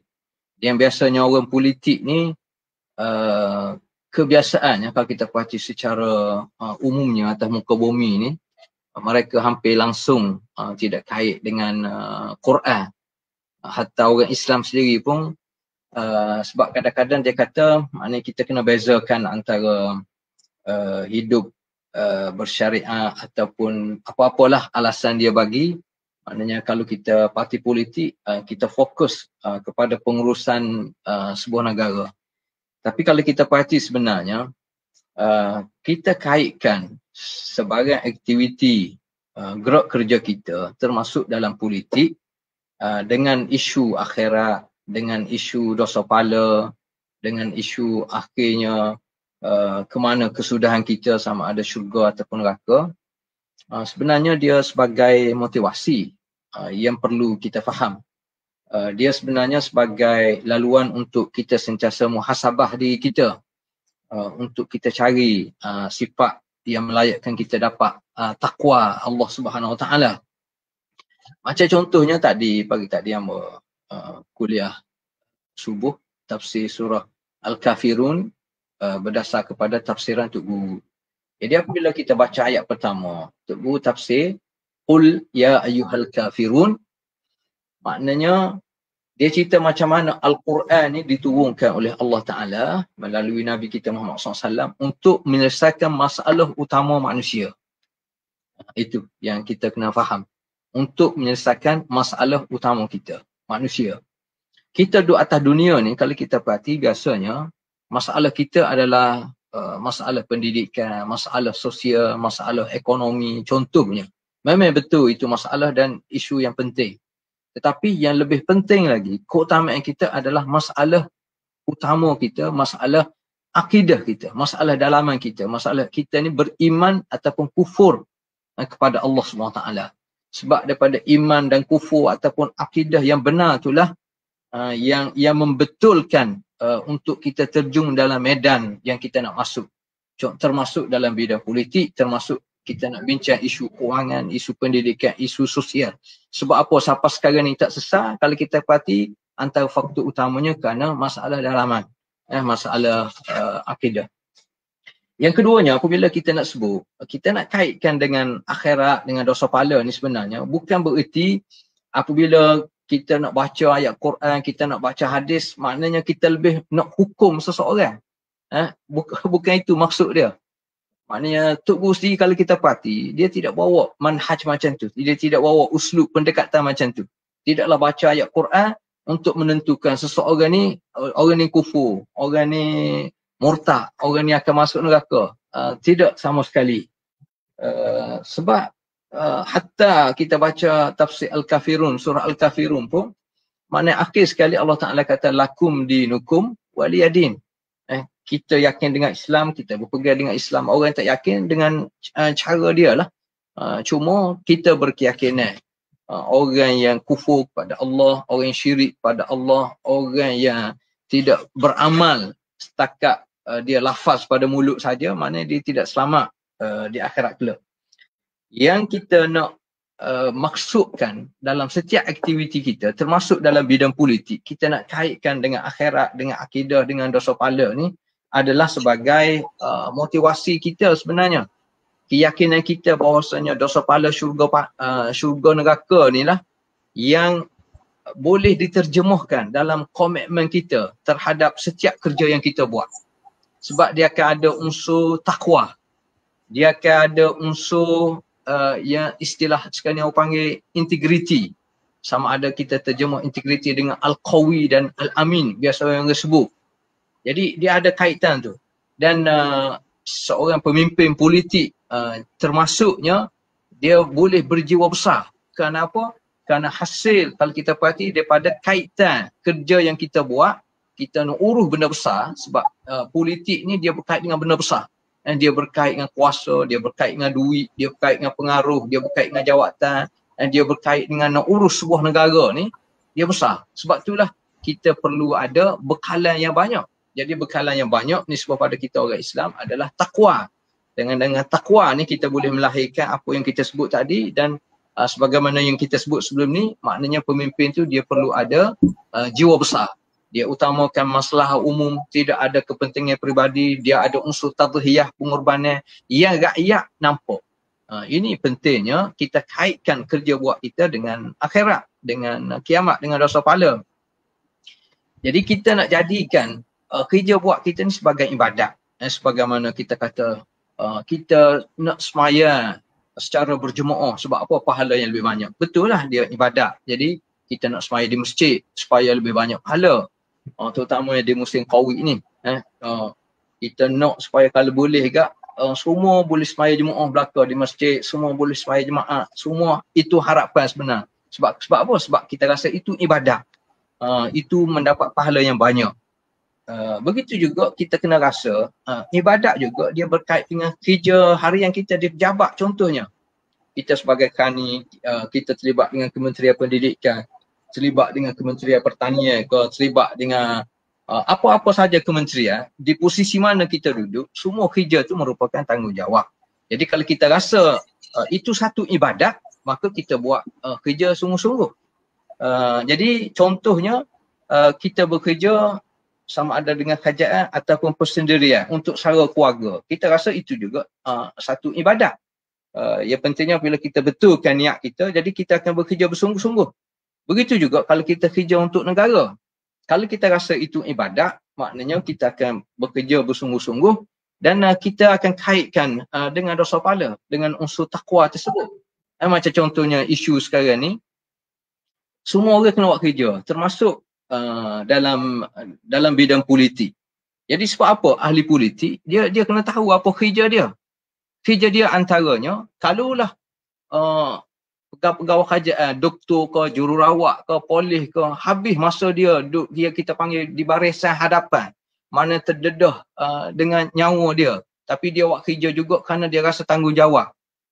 Kalau betul niat lillahi ta'ala, maka dia dikira ibadat dan pahala dia banyak. Jadi sebab apa sebahagian termasuk ahli parlimen sekarang ni yang tak nak menjalankan tugas dia sebagai ahli parlimen dengan alasan-alasan yang diberi. Dia tidak rasa takut ke dengan dosa pahala ni. Ini yang kita sebutnya. Setiap kerja yang kita buat, walaupun kita kata kita sebagai ahli parlimen nak memperjuangkan Islam apa dia, moleklah hak tu. Tetapi hak kita kata hak kita buat ni, orang nak tengok hak kita buat. Jadi kalaulah orang lain sanggup mendedahkan diri dia kerana unsur terpaksa, kerana dia kata ini tanggungjawab dia sebab setiap bulan dia dapat gaji, maka dia terpaksa berdepan, kita panggil barisan hadapan, dan kita harap Allah Ta'ala beri ganjaran yang besar. Sebab apa kita ahli parlimen, contohnya, sedangkan kita dapat gaji bulan ni, rakyat pilih kita, sebab apa yang kita jadi dengan alasan macam-macam. Kalau zaman 70-an 60-an dulu orang boleh terima. Sekarang ni alasan yang kita bagi kadang-kadang alasan yang tak masuk akal. Kerana terlalu takut sangat. Sepatutnya dengan ruang yang ada, walaupun kita kata darurat ke apa ke semua sekali, Sapatul Agung sendiri pun dah sebut, maknanya benda ni boleh dibuat. Jadi kita kena laksana tanggungjawab tu. Jadi kalau kita tidak laksana dengan alasan yang dibagi, kita tak rasa ke dia berkait dengan masalah dosa pahala. Ini pentingnya, semua kerja yang kita buat, termasuk dalam bidang politik, kita kena kaitkan kita sebagai orang Islam khususnya dengan dosa pahala, dengan akhirat. Kalau tidak, dia akan masuk masalah kita curi tulang. Biasa kita curi tulang, kita kata pegawai yang rendah-rendah lah. Cikgu tak masuk kelas, kita kata curi tulang.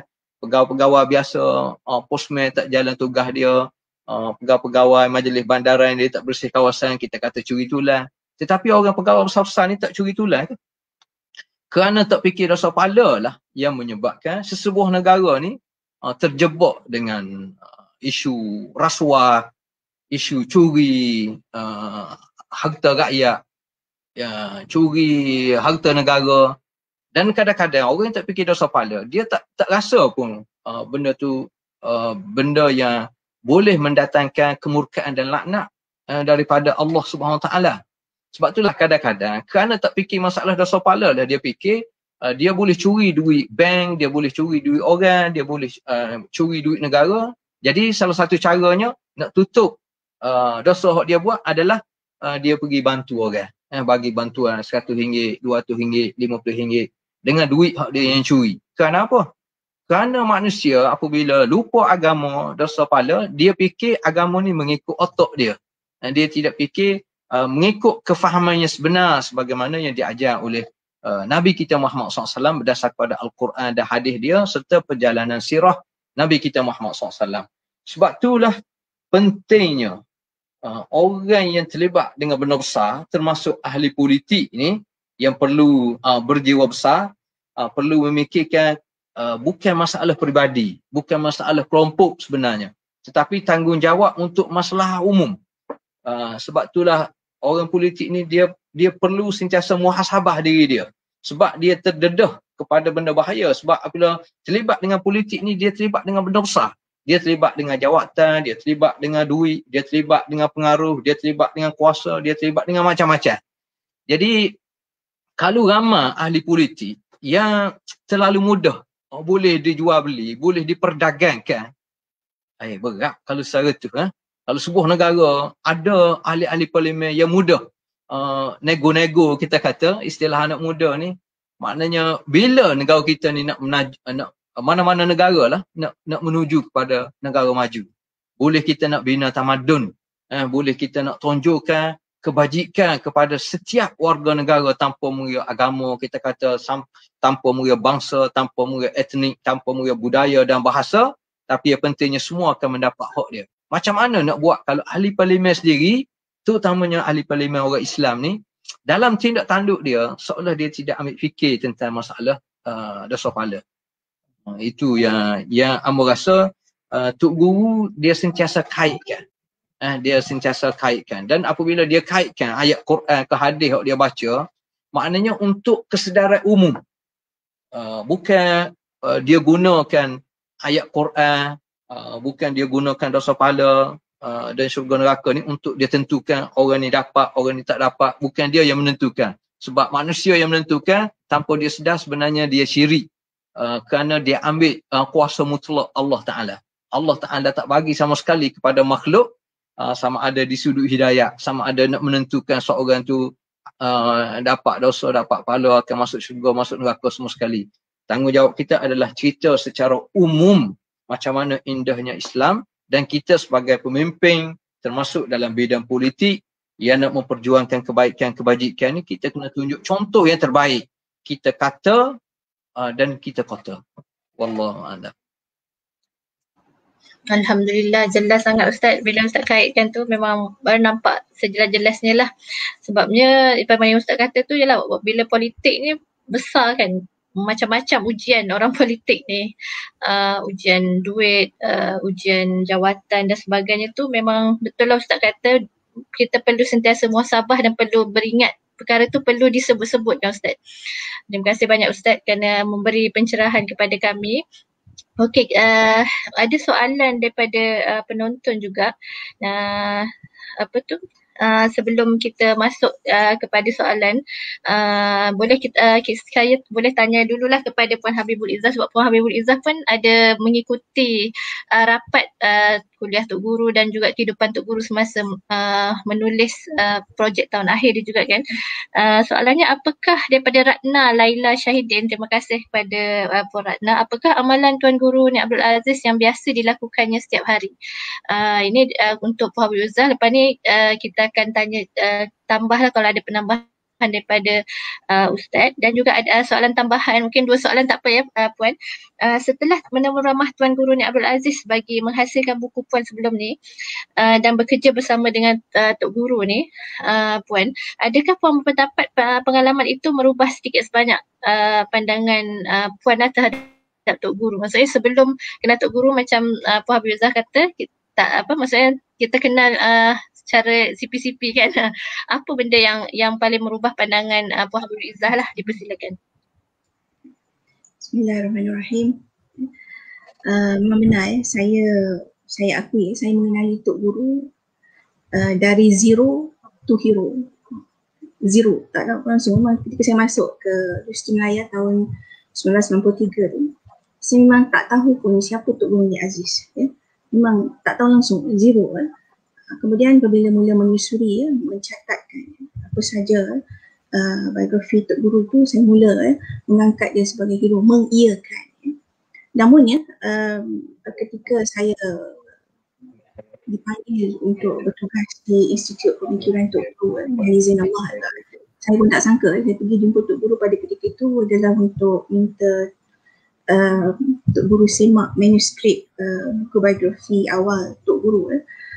Kemudian apabila pengarah IPTG pada ketika itu tahu yang saya banyak mengetahui tentang latar belakang Tok Guru, beliau telah mencadangkan kepada Tok Guru dan kepada Datuk yang besar pada ketika itu untuk meminta saya membantu di Institut Pemikiran Tok Guru untuk mendokumentasikan sepanjang 23 tahun Tok Guru mentadbir negeri Kelantan. Dan pada ketika itu peluang dan ruang yang Allah SWT berikan kepada saya itu saya ambil. Dengan saya memberi syarat saya tidak boleh duduk di Kelantan sebab saya ada keluarga. Saya kata saya boleh datang ke Kelantan selama sebulan, seminggu. Selebihnya saya akan berada di rumah saya di Kajang. So pada ketika itu tahun 2005 sebenarnya saya di IPTG telah mempraktikkan work from home. Sekarang ni bila ada isu COVID, orang work from home. Tapi pada ketika itu saya telah minta kepada pengarah dan juga Datuk MB untuk work from home, di mana saya banyak mencatatkan dokumen-dokumen dan sebagainya. Saya pergi ke Kelantan seminggu bertemu dengan Tok Guru untuk berbincang. Dan pada ketika inilah saya mula dapati bila kita mula dudukkan Tok Guru bincang, lepas Tok Guru pencing apa kita nak buat, apa aktiviti, apa perkara yang perlu kita buat. Maka di sini saya mula bertemu dengan banyak kelemahan-kelemahan. Semua orang kata Tok Guru hebat, semua orang kata kerajaan Kelantan bagus, tapi bila kita duduk dan kita cari apa nak buat, maka kita akan bertemu dengan pelbagai kelemahan. Dan kelemahan-kelemahan ini adalah normal sebagai manusia. Kita tidak boleh jadi sempurna. Sebagai sebuah kerajaan yang nak didirikan dengan niat untuk mendirikan sebuah kerajaan Islam, pasti ada banyak kelemahan-kelemahan yang akan timbul apabila kita buat analisa ataupun muhasabah. Dan pada ketika ini isu utama yang saya sebut sendiri kepada Tok Guru, saya kata pada Tok Guru, saya tak tahu Tok Guru lepas ni kalau Tok Guru tak ada, mungkin pecahan. Saya sebut. Jadi kita kena cari jalan apa yang kita perlu buat untuk menghindarkan daripada perpecahan berlaku dalam jemaah. Saya sebut je. Dan saya mula mencadangkan kepada Tok Guru untuk agar Tok Guru mula mensyarahkan kembali kitab Al-Hikam karya Ibn Atha'illah As-Sakandari. Mana saya dapati bahawa Al-Hikam adalah satu kitab yang Tok Guru sendiri perkenalkan kepada saya pada ketika Tok Guru menceritakan tentang Tok Kun Imam Alim adalah guru yang pertama yang telah mengajar kepada Tok Guru kalimah-kalimah yang terkandung dalam Al-Hikam. Antaranya yang saya sebut yang sangat menarik. Tok Guru sebut dengan saya, Izzah, ikhtiar tidak dapat menembusi batang takdir. Di mana pada ketika itu saya sebut pada Tok Guru, saya kata saya sekarang sedang belajar ilmu perubatan Islam untuk menyelesaikan masalah penyakit. Tok Guru sebut kata ikhtiar tidak dapat tak semestinya dengan ikhtiar itu, tapi dia tidak boleh menembusi batang takdir, tidak boleh melawan takdir. Kita boleh berusaha untuk selesaikan masalah, tapi kita tak boleh lawan takdir Allah. Di situ saya mula berfikir untuk menyelesaikan masalah-masalah. Selama 23 tahun Tok Guru mentadbir Kelantan, Tok Guru telah mencadangkan pelbagai perkara-perkara yang sangat baik untuk membangunkan sebuah kerajaan Islam di negeri Kelantan. Tapi pada ketika itu 23 tahun Tok Guru beri ilmu, tetapi kita dapati dari segi implementation kita tidak boleh, tidak ada sebarang follow up, tidak ada sebarang result yang kita dapat untuk menilai sejauh manakah rakyat Kelantan telah berjaya untuk di negeri Kelantan dan rakyat Kelantan telah berjaya dibangunkan sebagai rakyat dari sebuah negara Islam. Ya. Tamadun itu tidak terbangun, tidak dilihat melalui negara, tetapi sesuatu tamadun itu terbentuk melalui rakyat dia. Jadi di sini saya kata pada Tok Guru, apa yang kita perlu buat sekarang adalah kita perlu membersihkan, kita perlu baiki, kita perlu ada senjata. Tok Guru, kita kena create, kita kena bina satu senjata untuk kita baiki kelumpungan-kelumpungan, kekosongan-kekosongan yang timbul setelah Tok Guru memberi nilai-nilai, ilmu-ilmu dan apa sahaja data-data pembangunan, idea-idea untuk membangunkan negeri Kelantan sebagai sebuah negara Islam. Pada ketika yang sama, saya pernah mencadangkan kepada Tok Guru, dalam perbincangan ini saya cadangkan kepada Tok Guru, saya kata, Tok Guru, izinkan saya untuk berbincang dengan almarhum Ustaz Harundin, seorang lagi guru saya, untuk saya gandingkan ilmu almarhum Tok Guru Ni Aziz dengan ilmu almarhum Ustaz Harundin. Saya kata, saya akan buat satu seminar, saya akan buat satu program yang akan menggabungkan dua orang tokoh Tok Guru ni, dengan harapan kita akan bertemu satu titik pertemuan untuk kita koreksi, untuk kita baiki, untuk kita create satu senjata bagaimana kita nak menyelesaikan masalah yang timbul pada hari ini. Dan ketika saya bertemu dengan almarhum Ustaz Harundin, saya menyuarakan hasrat tu. Saya kata, saya dah beritahu Tok Guru nak jemput Ustaz untuk sama-sama berganding dengan Tok Guru di Kelantan dalam satu seminar di mana Tok Guru akan merasmikan majlis itu. Ustaz Harundin akan menyampaikan ucap utama. Dan walau bagaimanapun hasrat untuk menggandingkan kedua orang tokoh ini tidak kesampaian kerana pada ketika itu secara kebetulannya kedua orang tokoh ulama ini masing-masing sedang sakit penat. Tok Guru dengan masalah prostat kanser tahap akhir, Ustaz Harundin dengan masalah jantung dan sebagainya. Allah tak izinnya. Cuma saya ingin memberi contoh idea kenapa saya katakan saya cuba nak menggandingkan kedua orang tokoh ini, dan kenapa saya nampak bahawa ilmu yang ada pada dua orang tokoh ini mampu untuk mencetuskan satu solusi, untuk kita create satu senjata untuk kita menyelesaikan masalah ataupun isu-isu pertembungan yang berlaku di kalangan orang-orang Islam, orang-orang politik, masyarakat awam pada hari ini. Saya sebut sikit politik, saya tak mau politik banyak, sikit saja. Okey, saya ingin memberi contoh, menarik contoh ini kembali kepada zikir wirid Tok Guru yang saya sebut tadi. Walaupun Puan Pengerusi bagi tahu tadi kata mungkin kita akan buat sedikit satu lagi program berkaitan dengan zikir wirid Tok Guru, tapi saya rasa saya nak share salah satu zikir wirid Tok Guru yang juga merupakan zikir wirid almarhum Ustaz Harundin. Sebenarnya zikir wirid ataupun ayat-ayat ruqyah Ustaz Harundin dan ayat-ayat zikir wirid Tok Guru Ni Aziz ada banyak persamaan, ada banyak. Separuh zikir Tok Guru tu adalah zikir wirid Ustaz Harundin, separuh zikir Ustaz Harundin adalah zikir wirid Tok Guru. Jadi dalam salah satu zikir wirid itu yang sama, saya merujuk kepada surah Al-Hashr ayat 21 hingga 24. Al-Hashr, H-A-S-Y-R, ayat 21 hingga 24. Siapa yang ada Al-Quran boleh buka. A'udzubillahi minasyaitonirrajim. Law anzalna hadzal Qur'ana 'ala jabalin lara'aitahu khashi'an mutasaddian min khashyatillah wa tilkal amsalu nadribuha lin-nasi la'allahum yatafakkarun.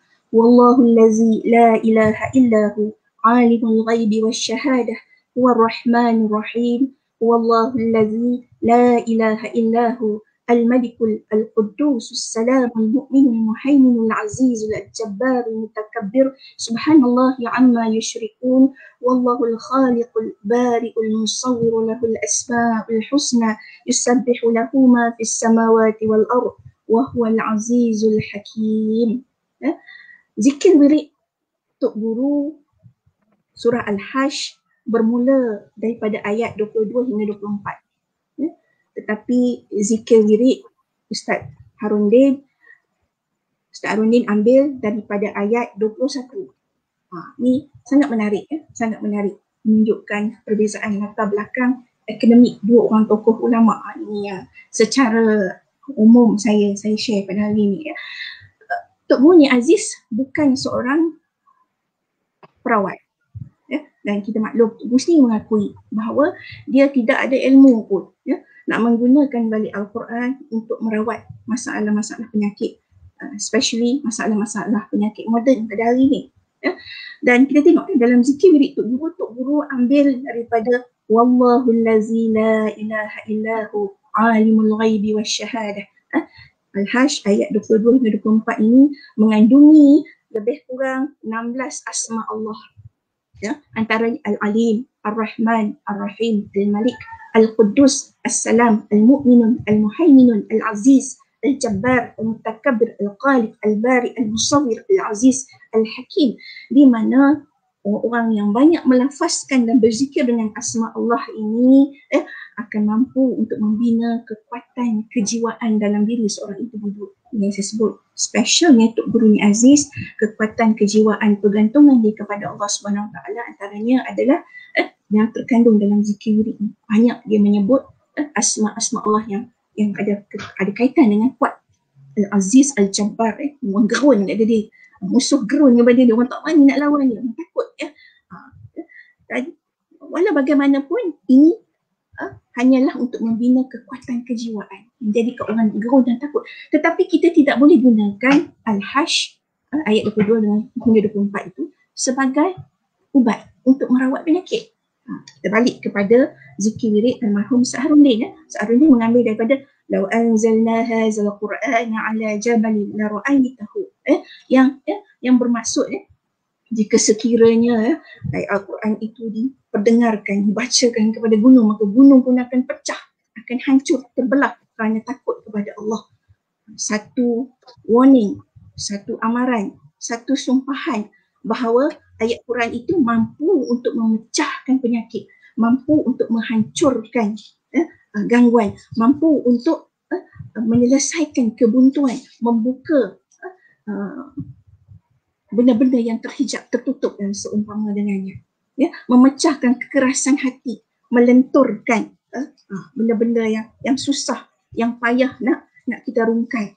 Ini kelebihan. Dan dari segi zikir wirid Ustaz Arundin mengangkat surah Al-Hajj ayat 21 dan 24 disebut sebagai ayat pemecah, memecah.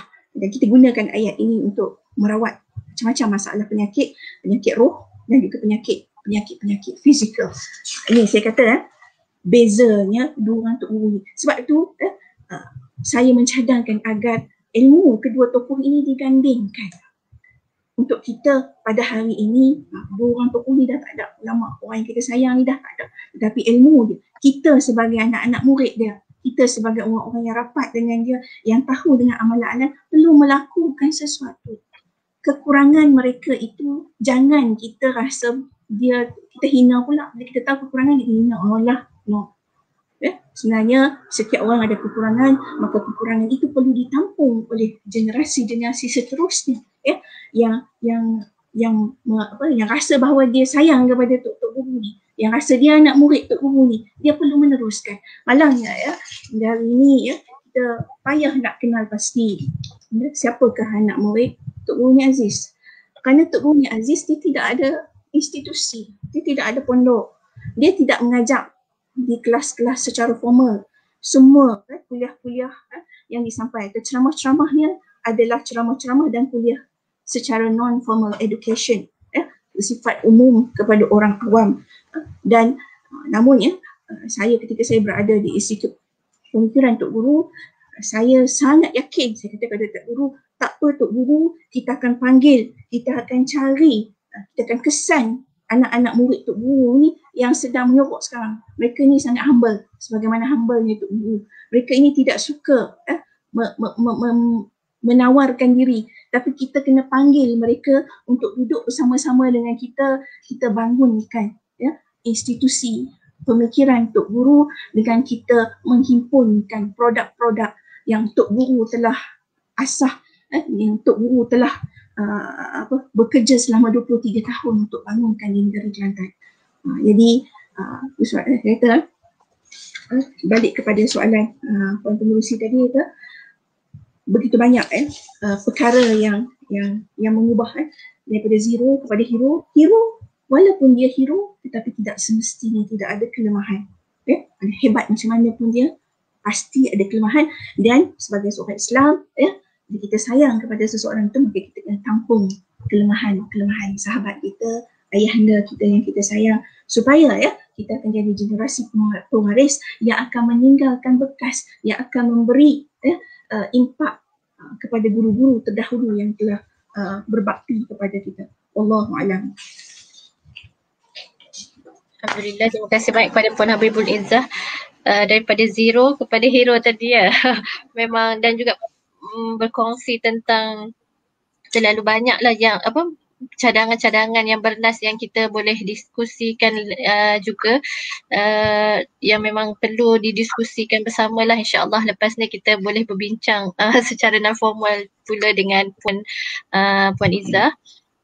Okey, dan juga kita sampai kepada pusingan yang terakhir, iaitu pusingan kesimpulan lah. Dan sebelum tu Ustaz, kepada Ustaz Nik Omar, Ustaz mungkin boleh jawab kepada soalan penonton tadi, apa sepanjang Ustaz daripada kecil kan sehingga ayahanda Ustaz meninggal, apa amalan seharian Tok Guru ni, yang Tok Guru tak pernah tinggalkan, yang kita boleh contohi ni, dan terus kepada kesimpulan Ustaz, boleh terus tutup semua.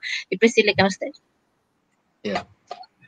Secara ringkasnya amalan Tok Guru ni biasa dia sebut dia lebih berpegang kepada kita panggil maksurat, apa-apa doa yang warid daripada Rasulullah SAW.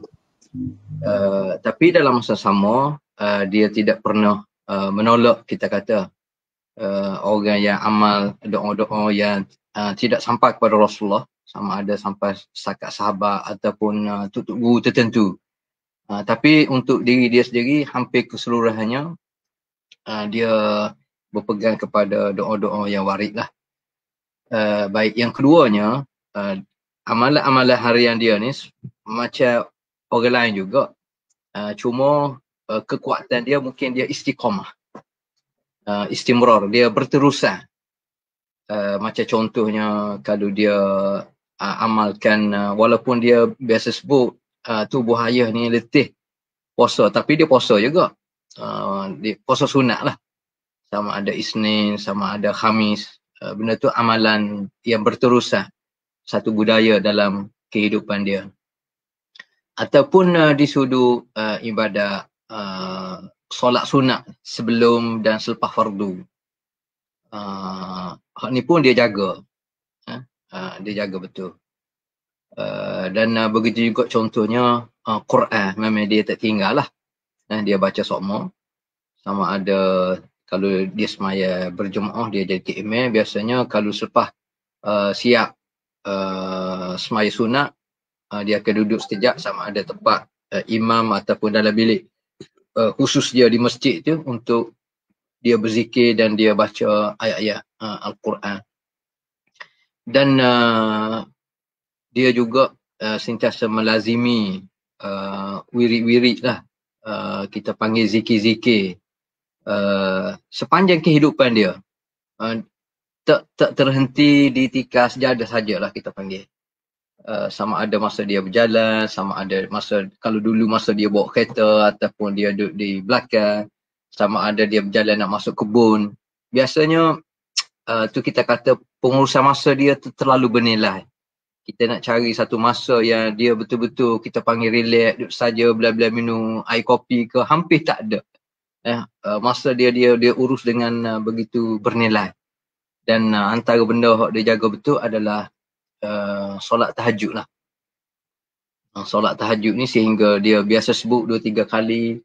Maknanya sepanjang kehidupan ayah ni hanya mungkin 2-3 kali je dia tertinggal solat tahajud. Jadi solat tahajud ni dia betul-betul jaga. Sehingga masih ingat, hatta masa dulu-dulu dia jadi ahli parlimen, masa tu, masa jadi ahli parlimen, Dia balik daripada Kuala Lumpur sampai rumah mungkin pukul 1 pagi, 2 pagi. Tapi dia masih sempat untuk bangun untuk solat tahajud. Lagipun kita kadang-kadang kalau kita tersedar daripada tidur malam, sebab rumah dulu zaman dulu biasanya rumah kayu. Jadi di keheningan waktu pagi, waktu sahur tu, suara kita mudah dengar. Dia baca Quran, kadang-kadang dia menangis. Sebagaimana suka menangisnya ayah dia, Tuanku ni Mak Alim. Memang dia banyak persamaan lah dua tu. Antara persamaan dia, Tuanku ni Mak Alim ni apabila dia baca Quran, sama ada dia baca waktu biasa ataupun waktu semaya, dia memang mudah sangat untuk menangis. Jadi gambarannya penghayatan tu. Begitu juga almarhum Tok Guru lah, bila baca Quran memang dia menangis, termasuk dalam waktu semaya. Itu ibadat-ibadat dan dia memang tak tinggal solat hajat lah, sehingga bonda pernah bagi tahu, itu pun istilah yang Amo bangun dengar selepas pada Tok Guru dah meninggal. Dia kata ayah ni berakhir telajak ke semaya. Itu istilah dia guna. Bonda dia kata ayah ni berakhir telajak ke semaya. Berakhir telajak ni maknanya terlalu gemar, terlalu suka. Kalau kita ni berakhir telajak ke makan, berakhir telajak ke jalan, berakhir telajak tengok drama. Tok Guru ni berakhir telajak ke semaya. Sikit-sikit dia semaya, sikit-sikit dia semaya. Ini amalan. Jadi secara kesimpulannya, Amo rasa malam ni banyak penonton dapat benda-benda baru, terutamanya daripada Puan Habibul Izzah. Walaupun agak lewat majlis sebegini untuk dia bentar, tetapi sebenarnya semuanya ada hikmah belaka. Ada hikmah belaka dan kita tidak nafilah setiap orang dia ada kelemahan masing-masing. Jadi kita bincang tentang kekuatan Tok Guru pun dia ada kelemahan dia. Jadi kelemahan dia tu tak perlu kita tunjukkan. Kelemahan dia tu kita berdoa lah supaya Allah Ta'ala ampun dosa dia, Allah Ta'ala rahmati dia dan Allah Ta'ala tempatkan dia bersama para awliya, para salihin. Sebagaimana kita juga doa sesama kita. Apapun Tok Guru meninggalkan satu legasi berkaitan dengan kehidupan atas muka bumi ini, dia tunjuk secara, kata panggil secara butir, secara jelas bahawasanya dunia ni bagi dia tidak ada nilai. Amo sendiri tak nampak dia ni nampak masa-masa tertentu kau nampak dia tertarik dengan dia hampir tak nampak. Sehingga sebagaimana contohnya dia terlupa untuk guna ayat Quran untuk rawat diri dia, sebagaimana dia biasa duduk baca doa air tawar untuk orang lain, begitu juga sebenarnya duit-duit yang dia dapat, termasuk masa dia jadi menteri besar tu, bonda pernah cerita macam mana satu tahap dia duk kira dengan bonda, duit sebanyak ni nak bagi pada hak ni, nak bagi pada hak ni, nak bagi pada hak ni, akhir sekali habis. Dia tak sebut langsung sehingga bonda yang sebut. Lepas tu untuk anak-anak banyak mana? Oh, baru teringat. Dia terlupa untuk anak-anak. Duit dia tu dia guna sepenuh untuk perjuangan. Hampir tak ada masa dia guna kehidupan dia untuk kita panggil ambil cuti ke, nak pergi melancong situ ke, melancong sini. Dengan anak-anak hampir tak pernah ada. Kecuali kita yang minta akhir-akhir kita buat hari keluarga. Itu pun sempat 2-3 kali dalam tempoh kehidupan dia kerana dia terlalu sibuk dan masa dia tu terlalu bernilai untuk dia sebar ilmu dan kebaikan. Jadi kebaikan macam itulah yang sepatutnya menjadi motivasi kepada kita dalam kita harungi kehidupan, dalam kita menyebarkan ilmu dalam pelbagai bidang, termasuk dalam bidang politik. Wallahu a'lam. Jazakallah khair kepada Ustaz yang memberi masa kepada kami, atas bukan Ustaz tapi masih lagi beri masa kepada kami untuk berkongsi pengalaman tentang Tok Guru ni, dan dipersilakan juga kepada Puan Habibul Izzah untuk kesimpulan dalam 5 minit begitu. Dipersilakan Puan. Okay, soalan pada saya tadi tak ada lah. Saya terus kesimpulan.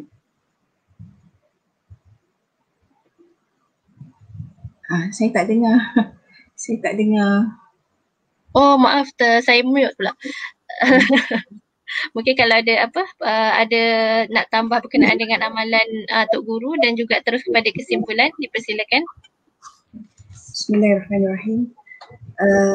Sebenarnya sebagaimana yang saya sebut di awal tadi, saya tidak ada masa yang banyak bersama Tok Guru sebenarnya. Ada beberapa perkara yang melalui pemerhatian saya dapat tangkap Tok Guru ni, dan alhamdulillah Ustaz Ni Omar tadi dah share banyak juga telah disebut dalam buku-buku. Cumanya saya nak terus kita fokus sahaja kepada membina akhlak. Saya perhatikan sepanjang Tok Guru hidup, ni pandangan peribadi saya, orang lebih suka mengambil image Tok Guru.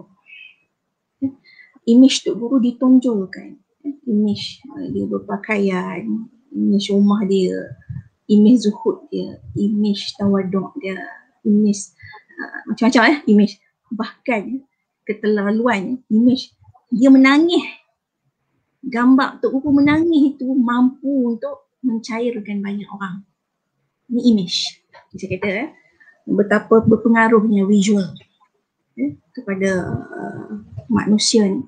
Sehingga kan terperhatikan tokoh-tokoh politik sebagaimana Tok Guru ni cukup terkenal dan dijadikan, digantung di banner-banner merata-rata untuk meraih perhatian dan simpati orang untuk menyokong satu-satu parti politik. Saya berharap selepas ni kita kurangkan menonjolkan image. Sebaliknya kita ambil akhlak Tok Guru. Untuk mengambil akhlak ni, maka apa yang kita perlu buat, saya mencadangkan kepada Al-Fadhil Ustaz Ni Omar Ni Aziz untuk memulakan majlis zikir wirid Tok Guru bersama-sama dengan sahabat-sahabat seperjuangan. Proses untuk kita membentuk diri kita mengambil Tok Guru sebagai acuan melalui akhlak adalah dengan amalan-amalan. Kita mulakan dengan amalan-amalan la ilaha illallah Muhammadur Rasulullah fi kulli lamhati wa nafas adada ma wasi'ahu ilmullah. Saya pergi ke saya berjumpa dengan, alhamdulillah Allah beri kesempatan saya berjumpa dengan mantan Mufti Negeri Sembilan, Syekh Murtada, setahun sebelum Syekh Murtada meninggal. Rupanya zikir wirid ini, salah satu zikir wirid Guru ni adalah merupakan zikir kepada tarikat Idrisiyah di Pondok Rasah Negeri Sembilan. Saya sempat juga bertemu dengan Mufti Negeri Sembilan tahun lepas dalam satu program, dan saya telah memberikan naskah buku Tok Guru, sebuah catatan perjalanan spiritual kepada Datuk Mufti pada ketika itu, dengan saya sebut kepada Datuk Mufti, saya kata apa yang telah dibicarakan dalam program tadi itu adalah ciri-ciri bagaimana seorang ahli tarikat itu telah melalui satu pengalaman spiritual setelah dia mengambil amalan-amalan tertentu. Dia kata, dalam buku saya ni saya cerita, saya bukan ahli tarikat. Saya tidak pernah mengambil amalan-amalan daripada Tok Guru secara khusus, diijazahkan secara khusus.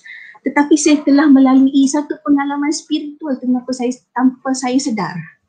Saya sebut pada tu, kata benar atau tidak seseorang itu mampu melalui pengalaman-pengalaman spiritual tersebut, apa dia perlu mengikuti mana-mana tarikat. Sekiranya benar apa yang saya ceritakan, Datuk kena baca buku saya, sekiranya benar, maka selepas ini tanpa kita menyertai mana-mana tarikat dan kita mengambil amalan-amalan, zikir-zikir wirid Tok Guru yang ada pada hari ini, insya-Allah kita akan mampu membina individu, generasi yang akan mampu meneruskan kesinambungan apa yang Tok Guru Ni Aziz impikan. Dia mesti ada. Pada saya 23 tahun untuk guru mentadbir Kelantan, dia tidaklah berjaya sepenuhnya. Dia cuma mengubah sebahagian daripada kehidupan masyarakat daripada jahil kepada terang. Tetapi nak terang, nak bersuluh itu punya banyak proses ya. Proses pembersihan. Betulkah telah bersih ataupun kita masih lagi hidup dalam kesan-kesan jahiliah, kesan-kesan sekular yang menaut kuat hati dan jiwa kita. Maka saya sarankan dan saya menutup perbincangan kita pada hari ini, mari sama-sama kita mulakan mengambil zikir wirid. Kita sayang kepada Tok Guru, kita ambil zikir wirid ni untuk kita amalkan dan kita cuba apply dalam kehidupan kita. InsyaAllah Tok Guru akan hadir dalam hati kita, bukan dalam mimpi. Dia akan hadir dengan sendirinya dalam hati kita. Tak payah dah kita letak banner, tak payah kita letak gambar. Dia akan hadir dalam hati kita. Wallahu a'lam. InsyaAllah, Alhamdulillah. Terima kasih banyak-banyak kepada Puan Habibul Izzah yang berkongsi kesimpulan yang indah itu. Maksudnya kita cuba untuk sama-sama membersihkan hati lah, khususnya buat ahli-ahli amanah, ahli-ahli politik dan juga kepada semua muslimin-muslimat insyaAllah. Dan terima kasih sekali lagi juga kepada Ustaz Nik Omar, Nik Abdul Aziz yang telah panel-panel kita yang telah memberi ruang masa pada malam ini atas kesibukan masing-masing, tetap memberikan masa untuk kami. Dan Alhamdulillah juga sebelum kita mengakhiri forum kita pada hari ini, mari kita sama-sama sedekahkan Al-Fatihah kepada Tok Guru Nik Abdul Aziz. Al-Fatihah. Bismillah.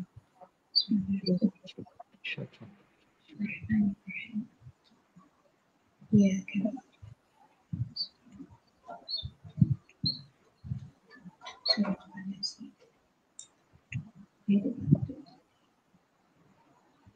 Amin amin ya rabbal alamin.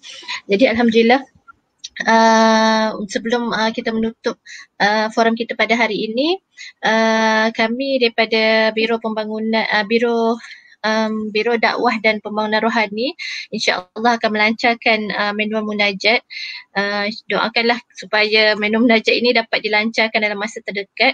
Dan alhamdulillah juga kami ibu dia berbentuk ibu, dan ibu ini juga kami memuatkan juga tentang wirid Tok Guru, dan selain daripada yang asas lah zikir-zikir selepas solat, zikir-zikir dan doa-doa daripada Al-Quran, daripada hadis Nabi SAW. Dan insya-Allah ibu itu kita akan lancarkan, dan sebagaimana kita mengambil cadangan-cadangan daripada Ustaz dan juga Puan Izzah, kita boleh baca wirid bersama-sama dan juga memperbanyakkan muhasabah dan juga zikir-zikir untuk membersihkan hati kita. Jadi terima kasih sekali lagi kepada panel kita pada hari ini dan juga kepada semua penonton Facebook Awan Nasional.